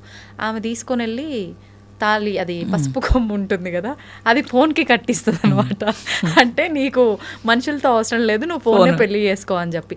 వెంటనే అక్కడ వాళ్ళ అబ్బాయి కూడా అదే ఫాలో అవుతున్నాడు కదా, వాళ్ళ కోడల సైడ్ ఒక లుక్ ఇస్తాడు అనమాట. అంటే ఏది ఎవరు ఆచరిస్తే అలా ఫాలో చేస్తారు. ఇందాక మీరు చెప్పినట్టుగా ఇంట్లో పెద్దవాళ్ళు ఏ విధానం అయితే ఫాలో అవుతారో అది తప్ప ఒప్ప ఏమీ ఉండదు, అది ఫాలో అవుతారు. నిజంగా అలాంటి వాళ్ళు ఫోన్నే పెళ్లి చేసుకోవాలి. అది నడుస్తుంది. మెయిన్ ఒక రిలేషన్ లో ఉండాల్సింది అర్థం చేసుకోవడము, అంతే, టైం ఇవ్వడం, ఈ రెండు ఇవ్వాల్సింది ఉండాలి. దానికన్నా ముందు ఆ ఓపిక సహనం ఉంటేనే ఈ అర్థం చేసుకునేది కూడా అలవరుతుంది. అవును అమ్మ, స్ట్రెస్ అదొక పెద్ద భూతం. ఇప్పుడు ఒక పెద్ద సమస్య అది. నిజంగా సమస్యలకే సమస్య ఏదైనా ఉందా అంటే అది ఇప్పుడు స్ట్రెస్సే. దానివల్ల మనశ్శాంతి లేకుండా ఉండటం. మామూలుగా ఇలా మనశ్శాంతి లేకపోవడం అనేది ఒక ఫ్యామిలీ ఉండి ఆ రెస్పాన్సిబిలిటీస్ అన్నీ బ్యాలెన్స్ చేయలేక, అన్ని ఆర్థిక పరంగా కానీ ఏ రకంగా అయిన ఇబ్బందులు ఉంటే అటువంటి వాళ్ళకి స్ట్రెస్ ఉంటుందేమో, మనశ్శాంతి ఉండదేమో. ఇప్పుడు అలా కాదు, చిన్న వయసు పిల్లల నుంచి కూడా ప్రతి ఒక్కరూ స్ట్రెస్కి ఫీల్ అవుతున్నారు. ఎందుకు అంటే ఏమీ ఉండదు, ఆ చిన్నదాన్ని కూడా వాళ్ళు పెద్ద దానిలో తీసుకోవడము, స్ట్రెస్ ఫీల్ అవ్వడము. ఇలా చాలామంది సూసైడ్ దాకా వెళ్ళిన వాళ్ళు కూడా ఉన్నారు. మీరు ఒక 90 మందికి పైగా స్ట్రెస్ నుంచి విముక్తి చెందేలా చేసి మళ్ళీ వాళ్ళ ఫ్యామిలీస్కి వాళ్ళని నార్మల్ స్థితిలో అప్పచెప్పడం జరిగింది. ఒక సింపుల్గా ఒక 2-3 టిప్స్ ఏమన్నా దాని నుంచి బయటపడాలి అని అంటే ఏం చేయొచ్చు, వాళ్ళ డైలీ లైఫ్ని ఎలా మార్చుకోవచ్చు? అసలు స్ట్రెస్ దేనికి వస్తుంది వాళ్ళకి చూసుకోవాలమ్మా. ఎక్కడైతే స్ట్రెస్ వస్తుందో ఆ విషయాలు కొంచెం దూరంగా ఉండటం మంచిది, కానీ ఒప్పుకోరు అలాగా. దాని మీదే ఫోకస్. అంటే స్ట్రెస్ ఎప్పుడు వస్తుందంటే కొంతమందికి వాళ్ళు అనుకున్నది అయిపోయే వరకు వేగం తగ్గదు, మైండ్ వేగము. పూర్వం ఎవరికి స్ట్రెస్ లేదు కదమ్మా. మన జీవన విధానంలో ఆ స్ట్రెస్ రాకుండా ఉండడానికి లైఫ్ స్టైల్లోనే మనకి డిజైన్ ఉంది అలాగా. మీరు జపం చేశారనుకోండి, కొద్దిసేపు ప్రశాంతత వస్తుంది. ఒక దీపం వెలిగిస్తే కొద్దిసేపు ప్రశాంతత వస్తుంది. అంటే రోజు మొత్తంలో మీరు ఆహారం అలసిపోయారనుకోండి, శరీరం అలసిపోతే వెంటనే పడుకుని రెస్ట్ తీసుకుంటున్నారు. మరి మైండ్కి రెస్ట్ ఎప్పుడు ఇస్తున్నారు? అసలు రెస్ట్ అని చెప్పి మంచమే పడుకుని సెల్ ఫోన్ చూస్తారు. అవును, మరి రెస్ట్ అవుతుందా, వేగం అవుతుందా? వేగమే. మరి మీరు ఒక్కసారి కూడా మీ మైండ్ని పట్టించుకోకపోతే స్ట్రెస్ వస్తుంది. అందుకు నేనేమంటున్నానంటే, మీరు శరీరం ఎలా అయితే రెస్ట్ కావాలని అనిపిస్తుందో మైండ్ కూడా రెస్ట్ ఇవ్వాలి అన్నది ఫస్ట్ తెలియాలి. ఇది సింపుల్. అసలు ఆ రెస్ట్ ఇవ్వాలి అని అంటే నేను ఎలా అయితే నా మైండ్ కామ్ అవుతుంది అది మీరు చూసుకోవాలి. అది బుక్ చదువుకుంటారా, మొక్కల్లోకి వెళ్తారా, లేకపోతే వంట చేస్తారా, కొంతమందితో మాట్లాడితే వాళ్ళకి బాగుంటుంది, లేకపోతే ఎలా అయితే బాగుంటుంది, ఎలా అయితే మీకు ఆ మైండ్కి హ్యాపీగా అనిపిస్తుంది, లేదా ఎలా అయితే అసలు పూర్తిగా రెస్ట్ దొరుకుతుంది. ఇది మీరు ఎవరి జీవితంలో వాళ్ళు ఎవరికి ఒకే టెక్నిక్ అందరికీ పనిచేయదమ్మా. వాళ్ళు చూసుకోవాలి. చూసుకుని చక్కగా ఆ రోజంతా నా మైండ్ని ఇంత వేగంగా నడుపుతున్నాను కాబట్టి అట్లీస్ట్ నా మైండ్ కోసం నా టైము కనీసం 10 నిమిషాలు ఇస్తాను, పావుగంట ఇస్తాను. చిన్న ట్రిప్పు. ఈ 10 నిమిషాలు, ఈ పావుగంటలో నేను రొటీన్ పని చేయను, ఇంకా అలానే కొత్త పని కూడా చేయను. ఎలా అయితే నాకు నా మైండ్కి పీస్గా అనిపిస్తుంది అదే చేస్తాను అని కనీసం ఒక నెల రోజులు చేసి చూడండి అంటాను నేను. మీరు వద్దన్న టైంకి మీ మైండ్ అక్కడికే వచ్చేస్తుంది. ఆ తర్వాత ఏం చేస్తుందంటే మీరు ఎక్కువ స్ట్రెస్ పెట్టే కొలది అదే చెప్తుంది, నువ్వు ఆపు ఇంకా అని చెప్పి. మేము ఆశ్రమంలో చేసేది అదే చేస్తాం. తర్వాత కాన్ఫిడెన్స్ పెరిగేటట్టుగా వాళ్ళకి పనులు చెప్తాం. అసలు మేము చేయలేము, మేము చెందలేము అనుకున్నవన్నీ చేయిస్తాను. లేడీస్ వచ్చి పార పట్టుకుని గణుపం పట్టుకుని లేకపోతే అన్ని పనులు ప్రతి పని నేర్చుకుంటారు. కాన్ఫిడెన్స్ పెరిగితే కనుక స్ట్రెస్ లెవెల్ తగ్గుతుంది, భయం పోతుంది. ఫస్ట్ వాళ్ళ మీద వాళ్ళకి భయం పోతుంది. భయమే స్ట్రెస్ కారణం. భయము స్ట్రెస్ కారణము, మైండ్ వేగము స్ట్రెస్ కారణం. ఈ రెండే ఉంటాయి. ఈ రెండింటిని మనము బ్యాలెన్స్ చేయగలిగితే కనుక లైఫ్లో ఎప్పుడు స్ట్రెస్ రాదు. పరిస్థితిలో ఇబ్బందులో ఏమొచ్చినా కాసేపు స్ట్రెస్ అనిపించినా వెంటనే బ్యాలెన్స్ చేసేసుకోగలుగుతాడు. బాడీకి మీరు గుడ్ ఫుడ్ లేకపోతే గుడ్ హెల్త్ అని అన్నీ ఇస్తున్నారు కదమ్మా, మైండ్కి కూడా ఇవ్వాలి అని చెప్తున్నాను నేను. మైండ్కి కూడా మీరు ఇస్తే మొత్తం మైండే ఈ బాడీని నడుపుతుంది కదా, అప్పుడు ఈ మైండ్ని మీరు కాపాడితే కనుక లైఫ్ లాంగ్ స్ట్రెస్ లేకుండా ఉంటారు. ఎవరు మైండ్ని కాపాడాలనుకోవట్లేదు, బాడీనే కాపాడాలనుకుంటున్నారు. అదొక్కటే తీసేయాలి. ఈ మైండే ఈ బాడీని కదుపుతోంది కాబట్టి ఈ మైండ్ని మనం జాగ్రత్తగా చూసుకోవాలి అనే ఒక్క చిన్న విషయం మీరు గుర్తుపెట్టుకుంటే లైఫ్ లాంగ్ మీ మైండ్ జాగ్రత్తగా ఉంటుంది. తద్వారా మీరు బాగుంటారు. ఓకే, శరీరపరంగా ఎలాంటి జాగ్రత్తలు తీసుకుంటున్నామో అసలు ముందు ఫోకస్ పెట్టాల్సింది మైండ్ పరంగా. అది ఒత్తిడికి గురవుతోందా, అది ఒత్తిడికి గురవుతోందా, ఏం చేస్తోంది, ఏది ఇబ్బంది పడుతోంది. ఎవరినో చూస్తే మనకు అసూయ వస్తుంది, ఎందుకండి మనం వెళ్ళడం కదా. ఓ పార్టీకి వెళ్ళాం, మనకు అసూయ వస్తుంది, ఇలా నాకు లేదే అనిపిస్తోంది. మైండ్కి స్ట్రెస్ ఇస్తున్నారు మీరు. అప్పుడు అంత హయ్యెస్ట్ పార్టీకి మానేసి నువ్వు లోయెస్ట్ పార్టీకి వెళ్ళాలి అన్నాను అనుకోండి, నచ్చదు, అస్సలు నచ్చదు. అంటే మీ మైండ్ని మీరే నలుపుతున్నారు కదా. అలా ఎందుకు? అప్పుడు ఇంటికి వచ్చి గొడవ పెట్టుకుంటారు. వాళ్ళు అలా ఎంత బాగున్నారు, మనం ఎందుకు బాగాలేదు, నువ్వు ఇలా చేసే వల్ల, అప్పుడెప్పుడో వ్యాపారంలో పోవడం వల్ల, లేకపోతే ఇలాగా మళ్ళీ ఇంకొంచెం స్ట్రెస్ ఇచ్చారు. మీరు ఇవ్వడమే కాదు, ఇంట్లో వాళ్ళకు కూడా ఇచ్చారు. తద్వారా వాళ్ళు ఎదురు కొట్టుకుంటుంటే పిల్లలు స్ట్రెస్ ఫీల్ అవుతారు. అంటే ఇప్పుడు స్ట్రెస్ మనమే తీసుకోవట్లేదు, అందరికీ పంచుతున్నాం. ఇది మనం గమనించాలి. గమనిస్తే బాడీకి మీరు ఎంత ఇంపార్టెన్స్ ఇచ్చారో మైండ్కి కూడా అంతే ఇంపార్టెన్స్ ఇమ్మని చెప్తాను. ఓకే, దానికి ఖర్చు పెట్టక్కర్లేదు. అవును, ఏ ఖర్చు లేకపోతే పీస్ ఉంటుంది. వాస్తవం. అది చూస్తే చాలు. సంపాదన పెరిగే కొద్దీ, మనకు కోరికలు పెరిగే కొద్దీ ఆటోమేటిక్గా ఇబ్బందులు వచ్చేస్తాయి. దాన్ని మనం కంట్రోల్ చేసుకోగలగాలి, ప్రశాంతంగా ఉండగలగాలి. మన చేతుల్లో ఉంది. అది మీ చేతుల్లోనే ఉంది, ఎవరి చేతుల్లో లేదు. అవును. సంతోషం అమ్మా, చాలా మంచి విషయాలు తెలియజేశారు. నిజంగా టైమే తెలియలేదు, చాలా సమయం అయిపోయింది ఇప్పటికే. మళ్ళీ మరొక మంచి ఎపిసోడ్లో మళ్ళీ మీతో మాట్లాడాలని కోరుకుంటున్నానమ్మా. తప్పకుండా. మంచిదండి.